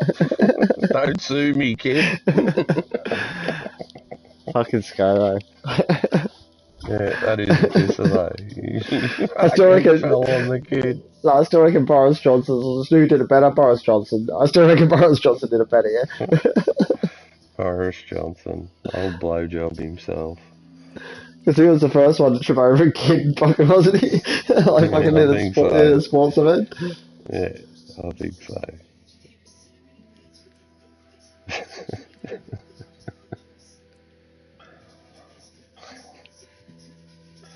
Oh, fuck.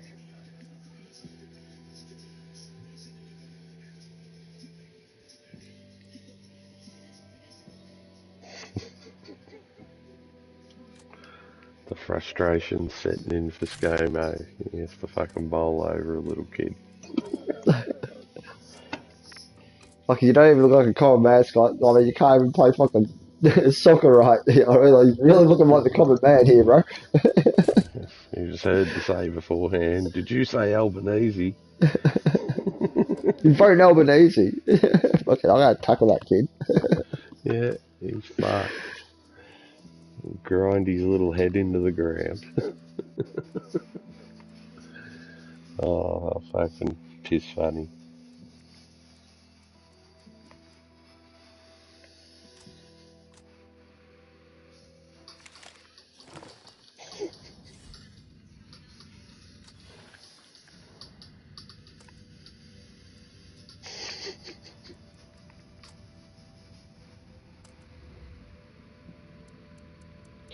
Elbow shoot. Yeah, if it was Elbow, he would have owned it. He would have got up after it, put a finger in the air. Yeah! Yeah!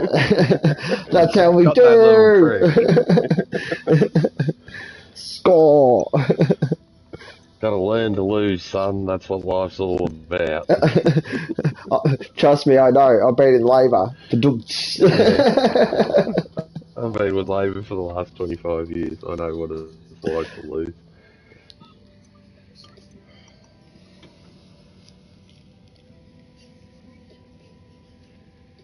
Just don't say the word budget around us. We don't really know what that means. Just don't say that word.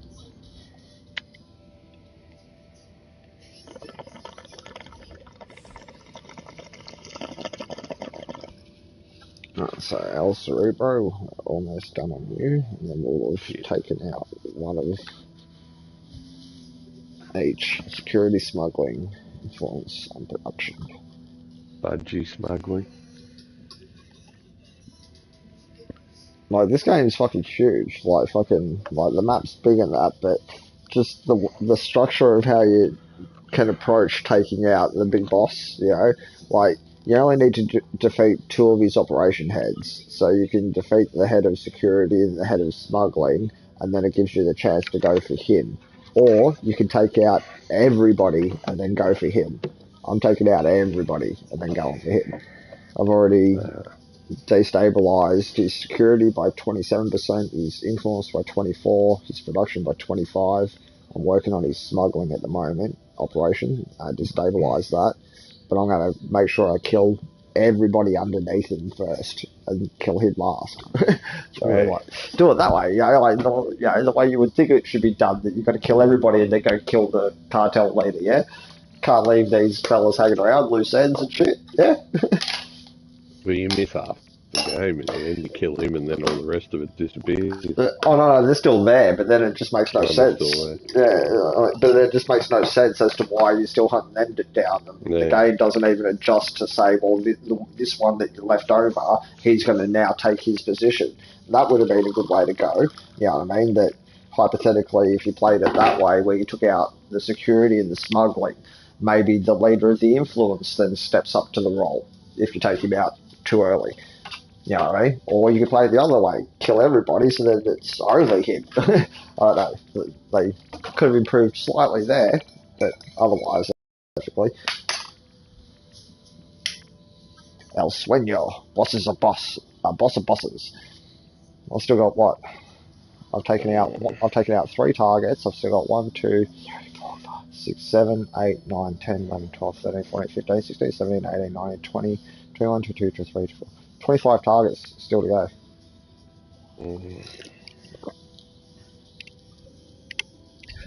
And the story missions are just, I actually enjoy the story missions here. Like, I mean, especially if you do it properly and go area by area. At least they've done the map better this time. That you can go from area to area, and like all of the missions for that area are in that area. They're not fucking across the other side of the fucking map like in Breakpoint. Yep.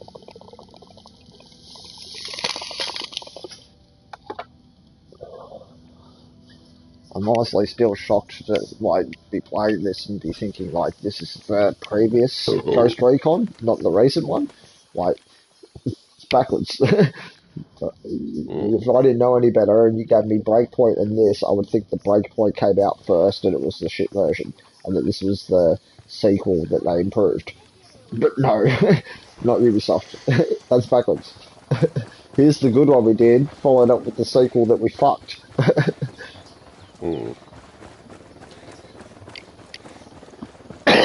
Like, look at this jungle. Like, look at how good that fucking looks. Like, and it's a different environment than the other ones I've been in. Like,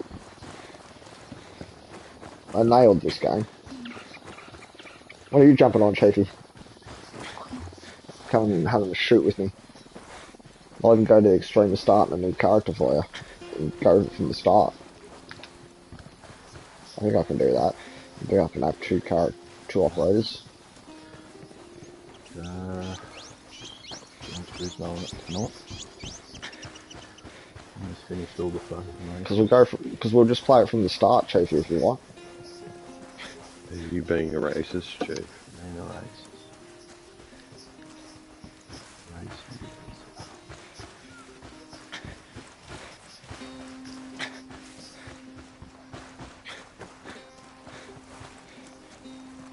You don't have long before the special's over in case you do want the game. Otherwise, you're paying full price for it again, $144.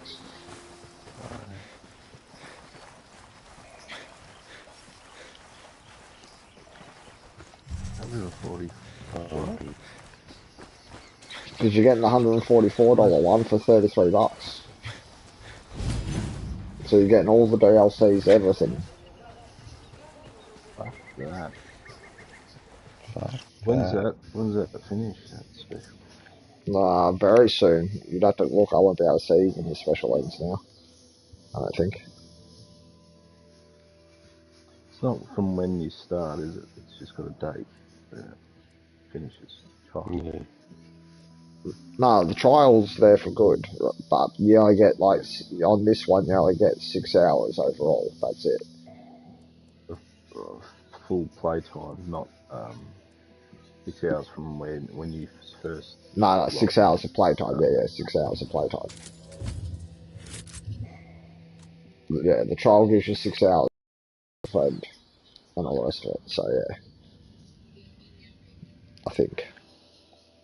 Yeah, because it doesn't have the friend pass thing here, unfortunately.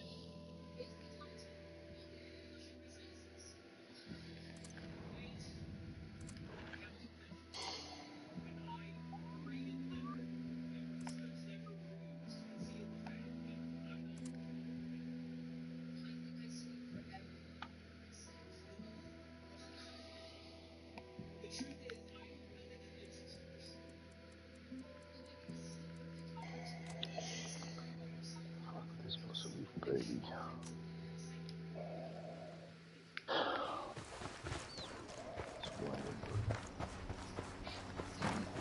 Heads up. Hostiles in the area. Marking a captain. I'm spotting another tango. I got a third. Roger that. Moving. Let me get into position. Roger. Target acquired. Eyes on the target. Engaging tangos. Good shooting. Let's clean up and move on.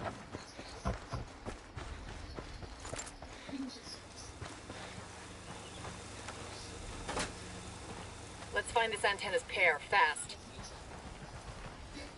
I'm riding the motorcycle.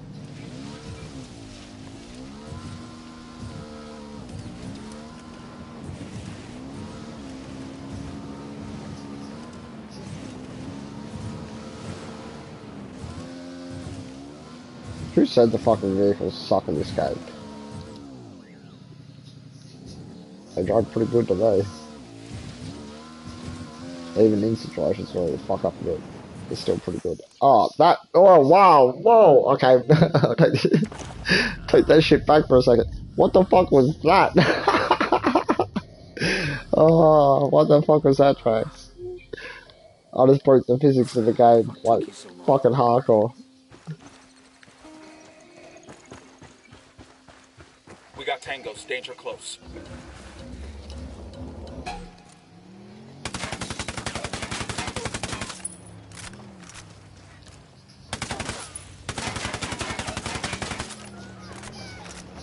Looks like they're feeling froggy.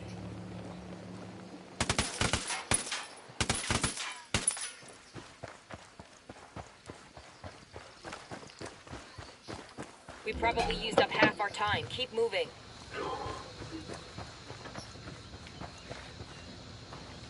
We're clear over here.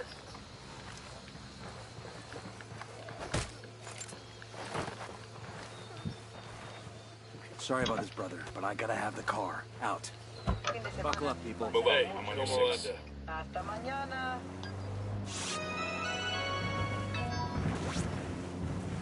Son las 9 en punto. Hace sol ahorita y va a ser mucho calor hoy por la tarde. Va a ser parecido por 2 o 3 días hasta el jueves, cuando la lluvia viene por la noche y hace mucho viento. Ten cuidado si viaja a las montañas y hasta los fines de semana va a ser mucho viento. Hasta mañana. Son las 9 en punto. Hace sol ahorita y va a ser mucho calor hoy por la tarde. Va a ser parecido por 2 o 3 días hasta el jueves, cuando la lluvia viene por la noche y hace mucho viento. Ten cuidado si viaja a las montañas y hasta los fines de semana va a ser Rip something nasty.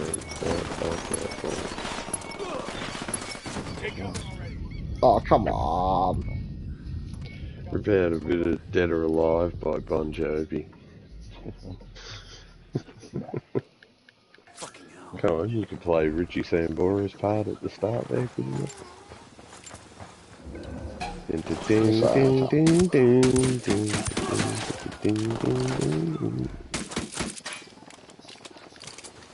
an epic bit of guitar. I think that's all of them. Maybe we miss the antenna people.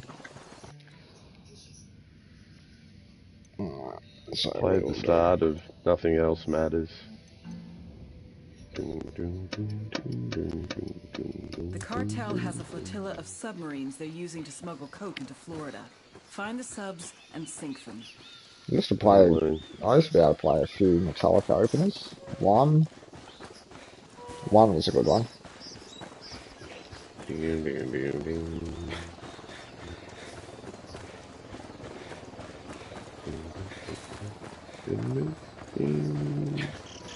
Fade to Black, always fucking favourite Metallica song, Fade to Black.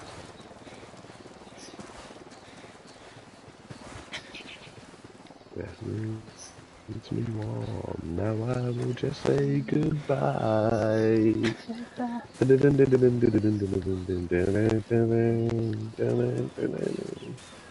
Such a fucking. You've seen Metallica in concert, man. I used to have. Well, I haven't seen them live in concert, but I used to have the concerts on DVD. Fucking, so I'll say the DVD if they're in concert. And yes, that would be a fucking show to see. I saw them live in 1992, and that was peak Metallica. That was Metallica. Still analog Metallica, not digital Metallica like they are today. That was still big thumping Marshall amps, just huge sound.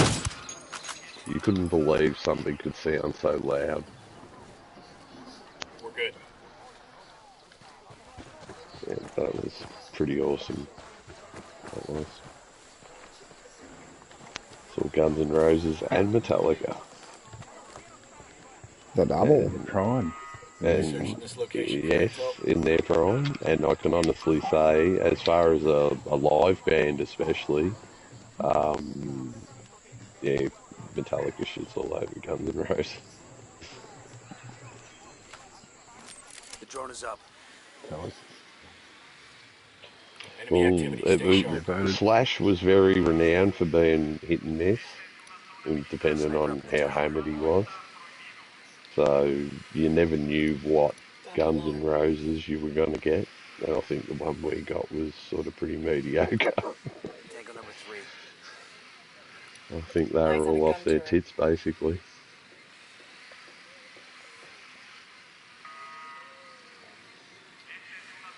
Yeah, Metallica was a far better live show.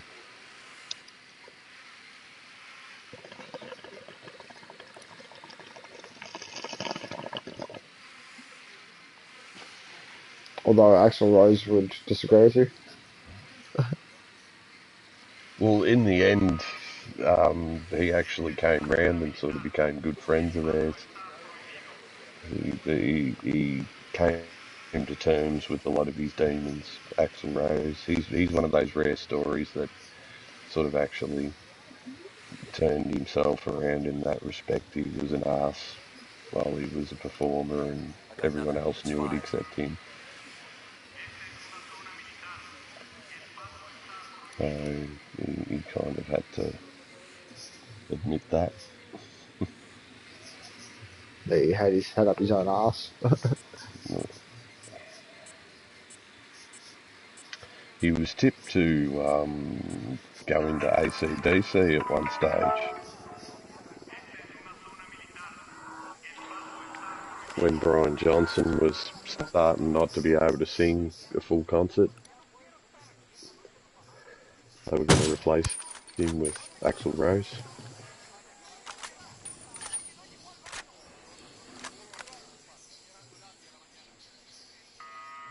And I have actually seen Axl Rose do Back in Black with AC/DC, and he does a pretty good job of it.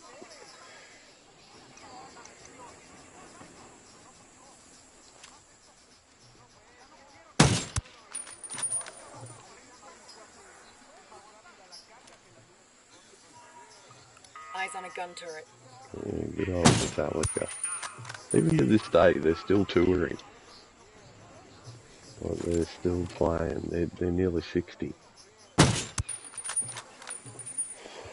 They're still travelling the world playing metal.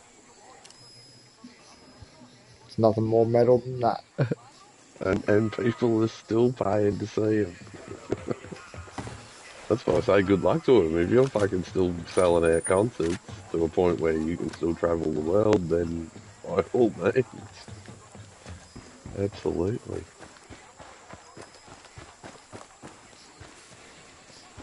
I believe they're still producing new music, which is amazing too.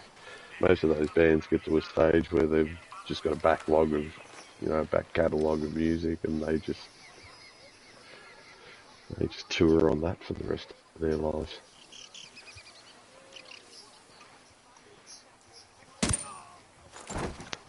Yeah, good old Metallica. Yeah, I remember the first time I heard them. I think it was pretty much the first time I heard Metallica.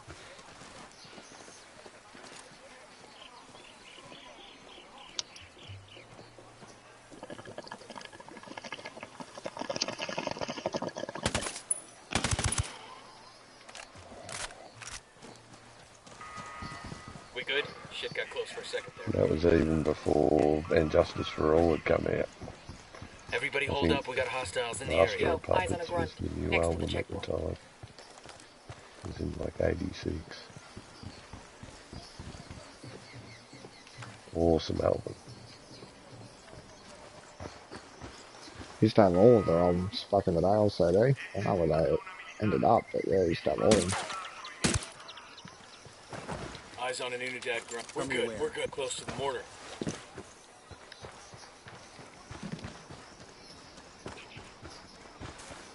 Yeah, I sort of lost interest in them by the load and reload days.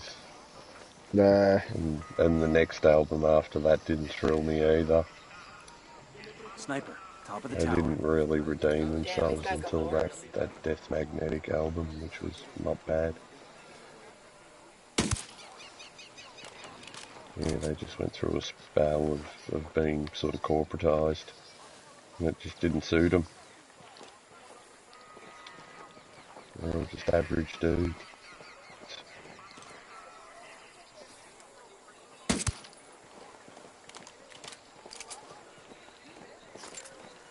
Now they've got the dude from Suicidal Tendencies. Well, he's been there for a while. Fuck, he's been there almost 20 years now. Jesus. Since the departure of Jason Newsted. Bass guitarist. Yeah. They got Rob Trujillo. Because they didn't have a dude from Slipknot for a while.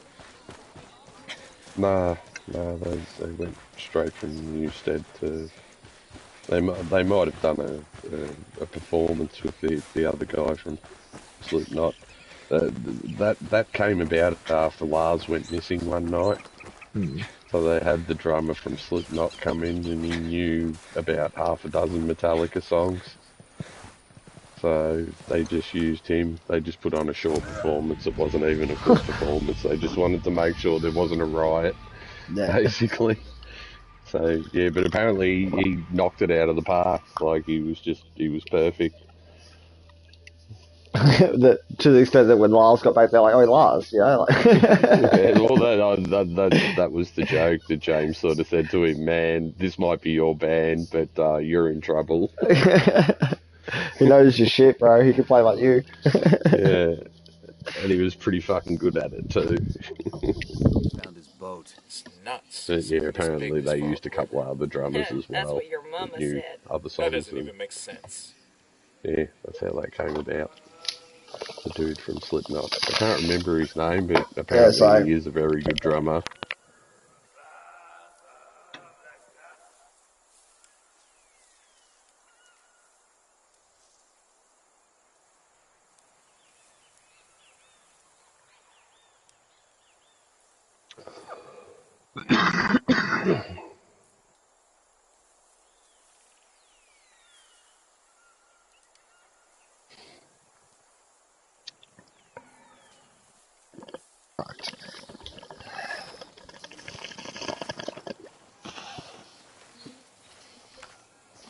Deploying drone. What are my targets? I got a target carrying submachine guns. Got another tango. Target spotted. Yeah, Metallica stole their bass player from Ozzy Osbourne's band. Megadeth used to, Dave Mustaine from Megadeth used to be Metallica. Yeah, Dave Mustaine, wrote most of their first songs on their first album. Love Megadeth. Yeah, and he still plays a lot of them songs still till today. Because he said they're my songs. Why aren't I going to play them? He's got a point. So yeah, all those old ones, the Four Horsemen, Am I Evil, like all those songs.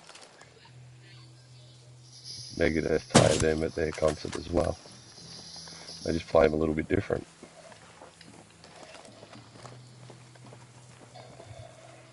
Speaking of cutting wrists type music.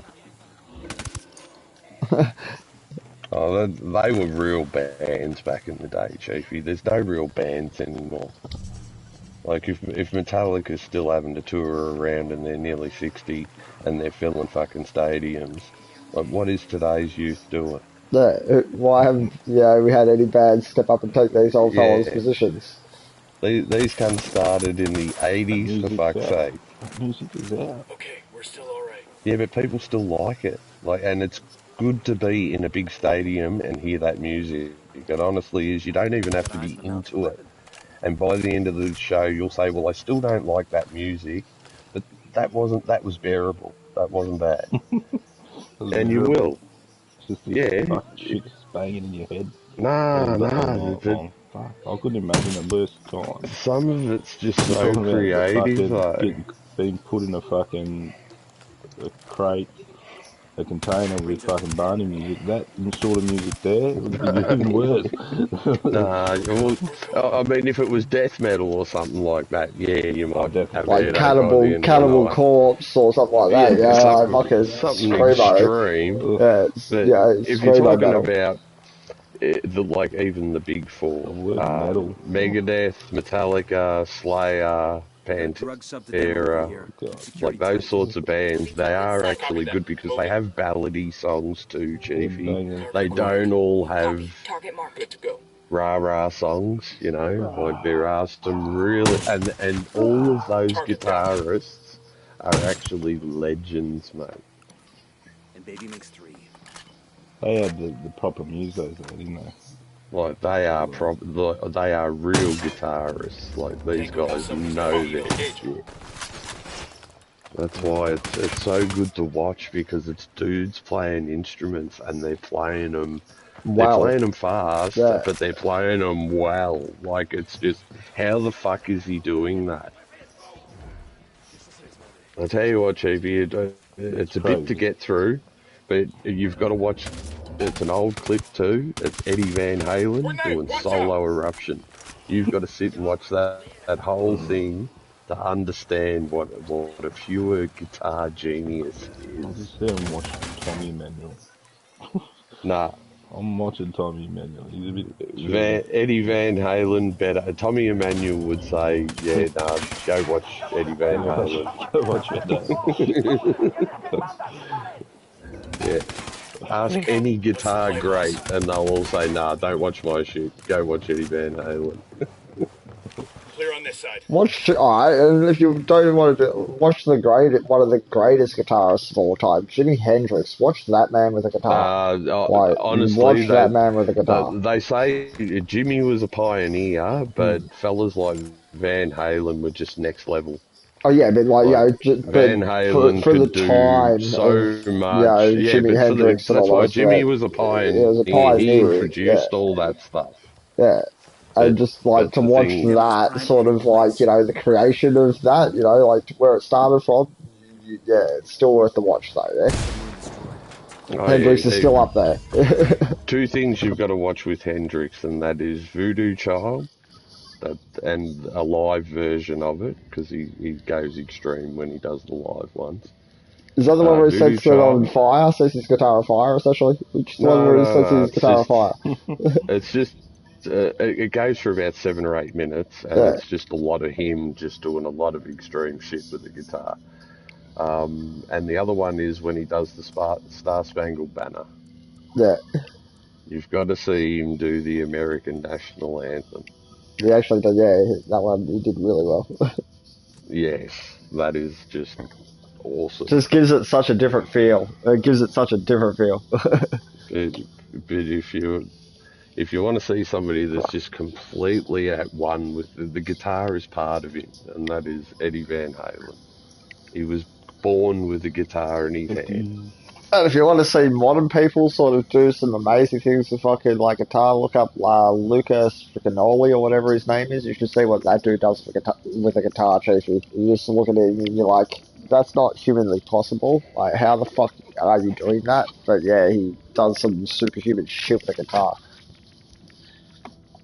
Like, it makes you really question the instrument going, no, that's not how that works. Yeah. Like you could slow what they're doing down 100 times, and you still won't be as crisp and clean as what they are doing it 100 times faster. It's just the brains on these people. All they know is that guitar. They don't know anything else. I would have liked to have been brought up like that. I knew a few dudes like that at high school that played guitar and they were pretty good at it then, so... I'll say I like a little bit of, punky sort of, thrashy guitar. Therefore, Pennywise is my favourite band for that, because Pennywise, God, can those boys play. Like, they play speed, thrash, really, it just shows pure talent. Amazing sound. Played at speed, too. But yeah, there's been best albums full circle lately. Yeah, the best Pennywise albums full circle. Pennywise full circle, the best album. It's all electronic music these days. Whatever you can pump out on GarageBand or whatever else they're using.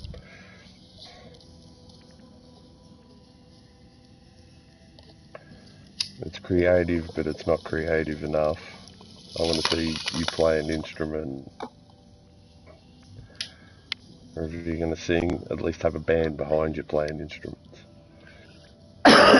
Like in Pennywise, they even do a decent cover of Land Down Under because they really liked the song and they do it justice. They're the only American band I've ever seen do the song justice.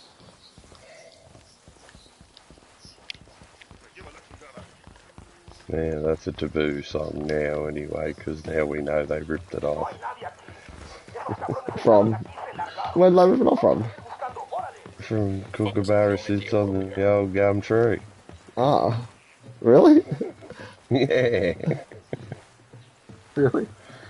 Yeah, absolutely. How? I don't get That's it. where the flute part of it came from. Ah. Think about the flute part of it, and then sing Kookaburra Sits on the What Old flute? Gum Tree. What flute part?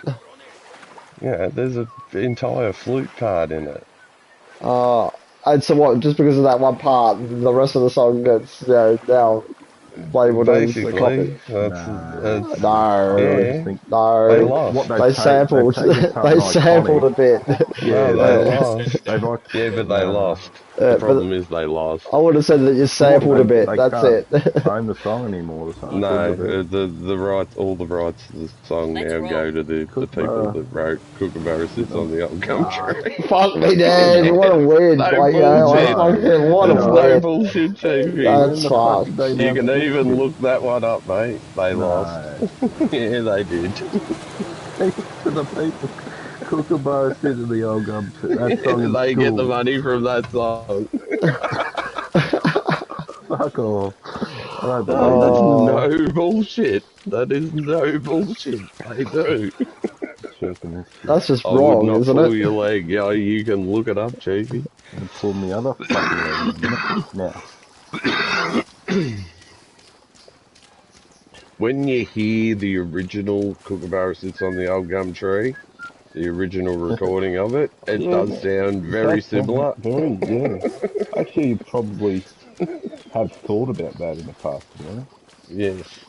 Listening to the song going, that sounds like... But they even dug deep on it, and like the flute player, I think, had to admit in the end that he'd heard the song days beforehand and just didn't, you know, he didn't do it purposely. It was just, it was just in the back of his head sort of thing. It just incorporated it in, yeah. Yeah, he just didn't purposely rip it. Well, he says he didn't purposely rip it off, but he might have been thinking, well, what the fuck am I going to put in this song? Fuck it. Kookaburra Sits on the Old Gum Tree. Had a bit of writer's block that day. That's how he got unstuck. Like, fuck it, yeah. That'll fit. Yeah, that sounds good. That's a #1 hit.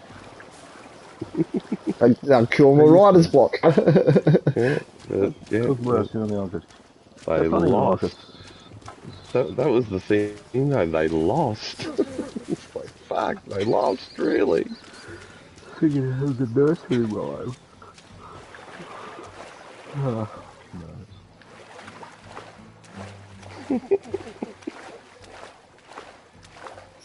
Fuck. It was a composer, Marion Sinclair. Did, Kookaburra. Yeah. Marion Sinclair. You see, maybe it was a kid or something. That's the thing, yeah. There would be residual rights going back to her family. Yeah. Because if she wrote that song, you probably have a guess that she's probably written other songs. So therefore, she would probably have residuals that goes to an estate. That goes to her family. Like, that'll happen forever.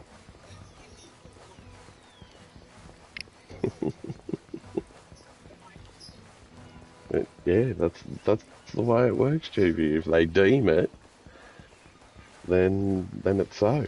If they say you've ripped it off, then you've ripped it off. Therefore, you can't profit from it whatsoever. Huh.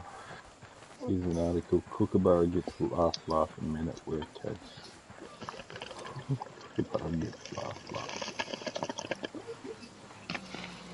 I'd have to pay 5% of Keep the guns down, guys. We don't want to scare them all off. Part of their 1980s hit albums. 5% of the royalties, fuck.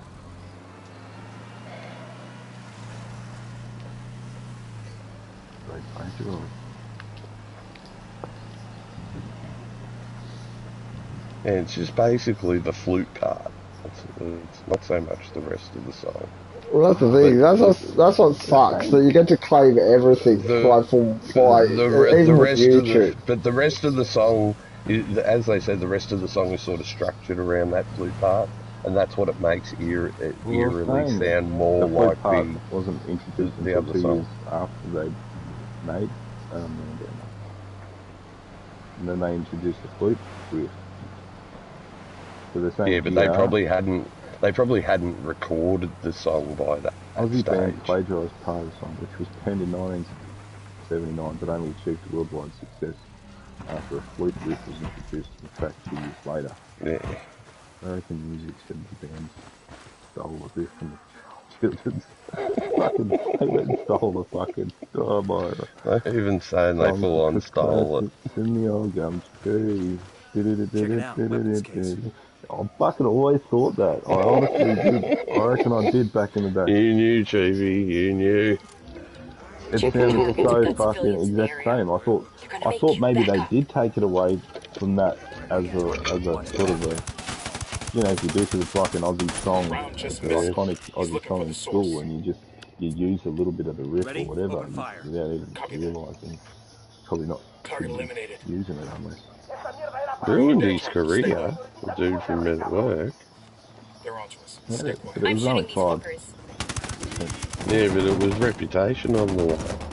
And apparently he was a bit of an arsehole about it. He wasn't straight up about anything.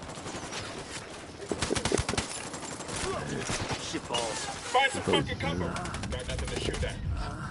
So, Who better for the old gum tree was written by Melvin teacher Marion Sinclair for a Girl Guides Jamboree in 1934. There you go. And has been sung by generations of Australian children ever since. Larrikin owns the rights to the song. Alright, then how come those children don't have to pay money to sing the song? We're gonna get fucking technical. They're not recording it. That's the thing. I'm pretty sure I've seen a lot of scouts record that. There is a Scouts album out there or something like that, and it's on the Scouts album. Bang, sue those bitches. Yeah, well, that's non-profit. See, they get out of it on that fucking token. Well, it's the same as YouTube and that, like, you know, if you've got like a YouTube video and you even have like a snippet of music in it, like, they get to copyright claim your entire video, even for like that 20 seconds worth of audio. That's bullshit. Like, that has got, like, the video has got nothing to do with your music, you know what I mean? Like, fucking your music's just in the background and you're gonna fucking claim the entire video. That is bullshit. You know what I mean? Like, that's basically saying we don't want you to listen to our music and share our music, you know what I mean? Like, fuck it, it's just sort of such a stupid idea. They own 5% of that song, yeah. Yeah, they own it forever. Yeah. Doesn't give people much of an incentive to play music and listen to music if, you know, you're going to copyright that shit just by it being background noise, yeah? And try to take that person's money by going, oh, well, you're listening to my song in the background. Yeah, but I wasn't even talking about music in the video. Oh, but I'm still going to copyright it because my song was there. Like, I've had copyright claims on my videos because all of my Bro Staff videos get fucking copyright claims straight away because I do them the music. And every single one of my Bro Staff videos gets copyright claimed. Sniper up in the tower.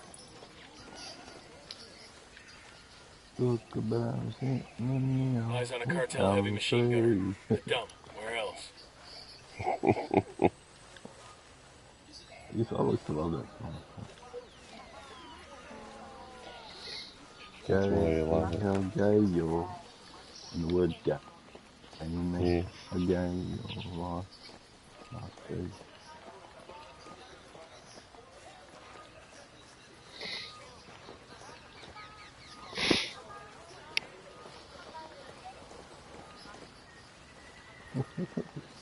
I always always remember the dirty one.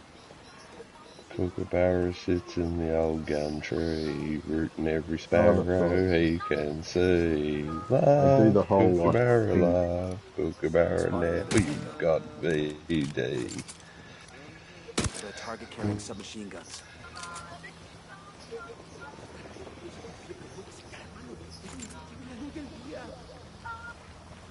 Who need that chopper? Stay low. Gay, or does he Up fuck close. over?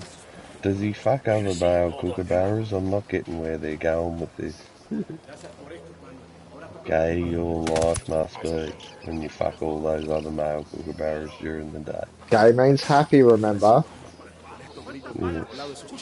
Or it Not used to mean anymore. happy. Yeah, it used to mean happy. Gay used to mean happy. That word's been appropriated.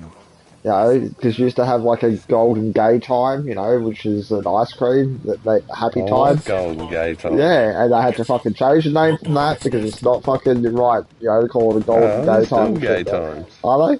The lieutenant's trying to escape. Yeah, there's still Really? gay times. Did they I change the got name? me No. daughter I got me daughter a gay time Easter egg. It's covered in gay time shit. I love golden gay times. They're fucking awesome. And the other ones are fucking they're nice. Get down, get down, get down. Oh, I tell you what I could go right now, a fucking splice.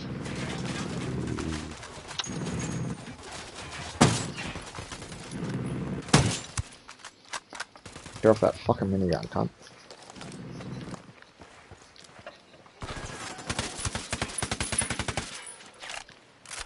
I'll get myself a box of them this weekend if they got them up the supermarket.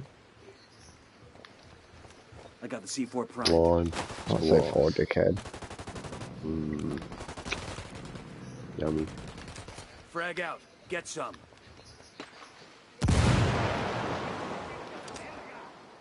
Frag out. Come mierda, culeros.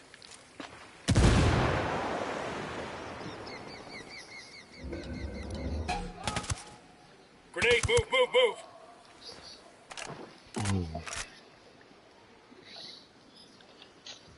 Alright.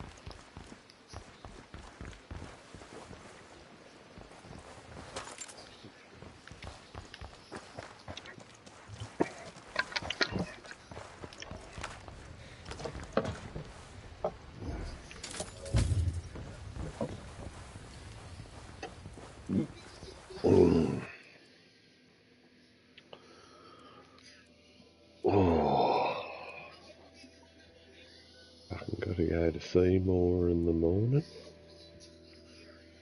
I'm going to see less. Seymour Butts. I'm going to see less.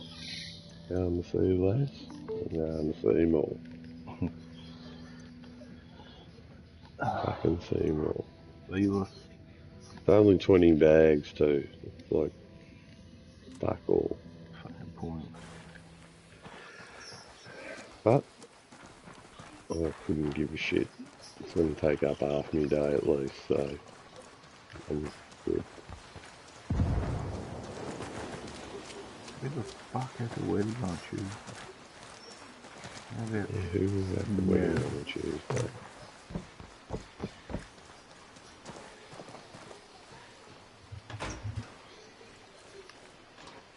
Hang on, I'll drive. Oh no, I can't afford to have the day off. I'm saving up for all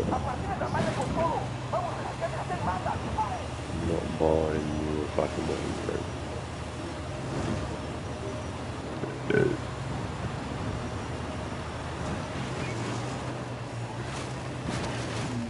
Uh-oh.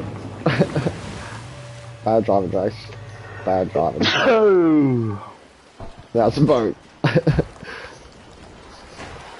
How to turn an APC into a boat. Drag style. Just drive it off the bridge. Straight to the water.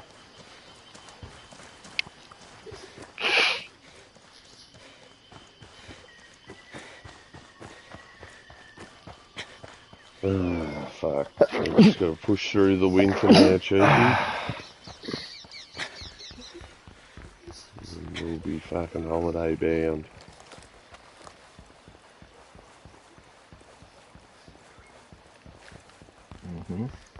Off to the sunny coast. I was talking to my uncle. They've come down. They live just near Burley Head. He's been living up there for a year.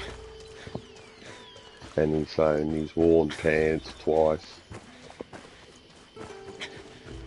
in the whole year. You want to check this spot out for intel? He's worn pants twice.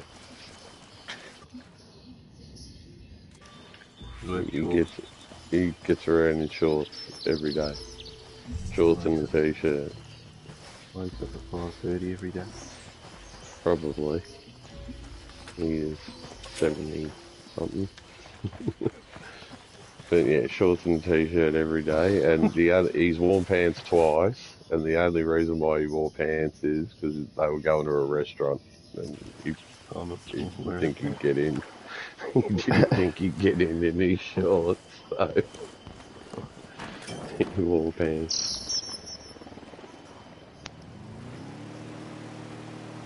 Alright, I'm in. Yeah, sounds pretty good. I said to him I was a bit worried about what the weather might be like in September. And he goes, yeah, it's not going to be cold. It's just, yeah, just a bit different to what it is down here. Just feels that few degrees warmer all the time.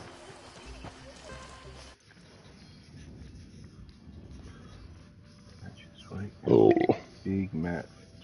Last match of the English Premier League this weekend. It's coming down to the last game, boys. How the Gunners going? They're gonna get their one. The Gunners? They're fifth. They're fifth. They need a big win in the last match here to top four. The situation in eastern Secure Caimanes is tragic. Populations in this jungle area of Bolivia have been plagued by lymphatic filariasis or LF. Yeah, they're not doing terribly well. They're doing better now. They were fucking last year and year before last year, they've been fucking Here in Caimanes, more than 20% of the population is suffering from for a big resulting in a working club like population that is Arsenal. largely disabled. The Gunners, mate. Man City just seems fucking bottomless pit of fucking oil mongers. Yeah. They do seem to have a good backup. Fucking buying fucking player after player. They're 1 point ahead of Liverpool, and it's one match to go. So they need to drop their match, and Liverpool need to win. Man City. Manchester City. So our hope is to hope they lose. They're playing against Aston Villa. The coach of Aston Villa at the moment is a Spotted one with submachine guns. Fucking Stoke couldn't still be in there, surely. You know what? Yeah, I think they're in. Oh no, they're in. I think they dropped down last year. They were in here. They only got in by miracle. Yeah. Stoke. Stoke on track. Stay quiet. Come on, Villa. I fucking really hope they get them. We're clear over here. Aston Villa. That'll make it interesting because then it'll come down to Liverpool's last match too. We'd have to win the match. No, you watch. Gunners will get in and fucking charge out. Man United are 6th. They've been the worst. Manchester. Even they've recovered Man United because they've been doubled. Oh, well, that's a big loss at the end of the year. Yeah. And they have Cristiano Ronaldo, fucking every camp playing for them too. And they just Couldn't get a win. Yeah, they were struggling. They had the cat change the coach. They changed, Yeah, they've struggled to replicate those Ferguson days. Yeah, fair game, eh? Place your mind for our Sicario But friends. nothing. It's all been about Man City. They're just too fucking good. Yeah. But we've taken it to them this year. They were 10, 11 points clear at one point. What's this wave shit? Hey? What's this wave shit? Turncoat. Liverpool. Wave. Taking the shot. You guys ready? You support the fucking Richmond Football Club, alright? In Don't you when don't there's you no fucking football. start. Yeah, but when the off season's on, there's no footy. Don't care, mate. The only thing I watch is fucking. You only Premier got League. allegiance to one club, mate. Mate, I'll get up at 4 in the morning, watch Champions League, Liverpool play. I do it. Fucking, that's why even when the rugby brought out the Melbourne Storm, I wasn't one of those cunts. I said, nah, fuck the Storm. No, I was Ouch. Manly Warringah. Man, that thing goes shreds. But I have become a... I'd rather go for the fucking Broncos than fucking... Ugh, gross. Fucking Gross. Queensland. The Maroons. Fucking hate Queensland and I hate I their always team. go for the Maroons when it's State of Origin as well. One good play come out of Queensland, that's it. I'll be back. Yeah, more than one. Steve Yeah, remember? Nah, mate. Alfie, probably and the King. You've forgotten the best of all time, mate. I want to see King Wally get taken on fucking like good television. Wally was a fucking legend, mate. And he was a big cunt too. That was the thing. Wally He was the cunt he was fighting against. He was even bigger than him. Oh yeah, there's gonna probably take many him on. bigger than him. But yeah, Wally wouldn't back down to nobody, mate. Wally was as tough as fuck. Tough as fuck. Yeah. Tough as fuck. There might be some intel around. Even Mel Meninga said that about him. None tougher than Wally. Smell me finger.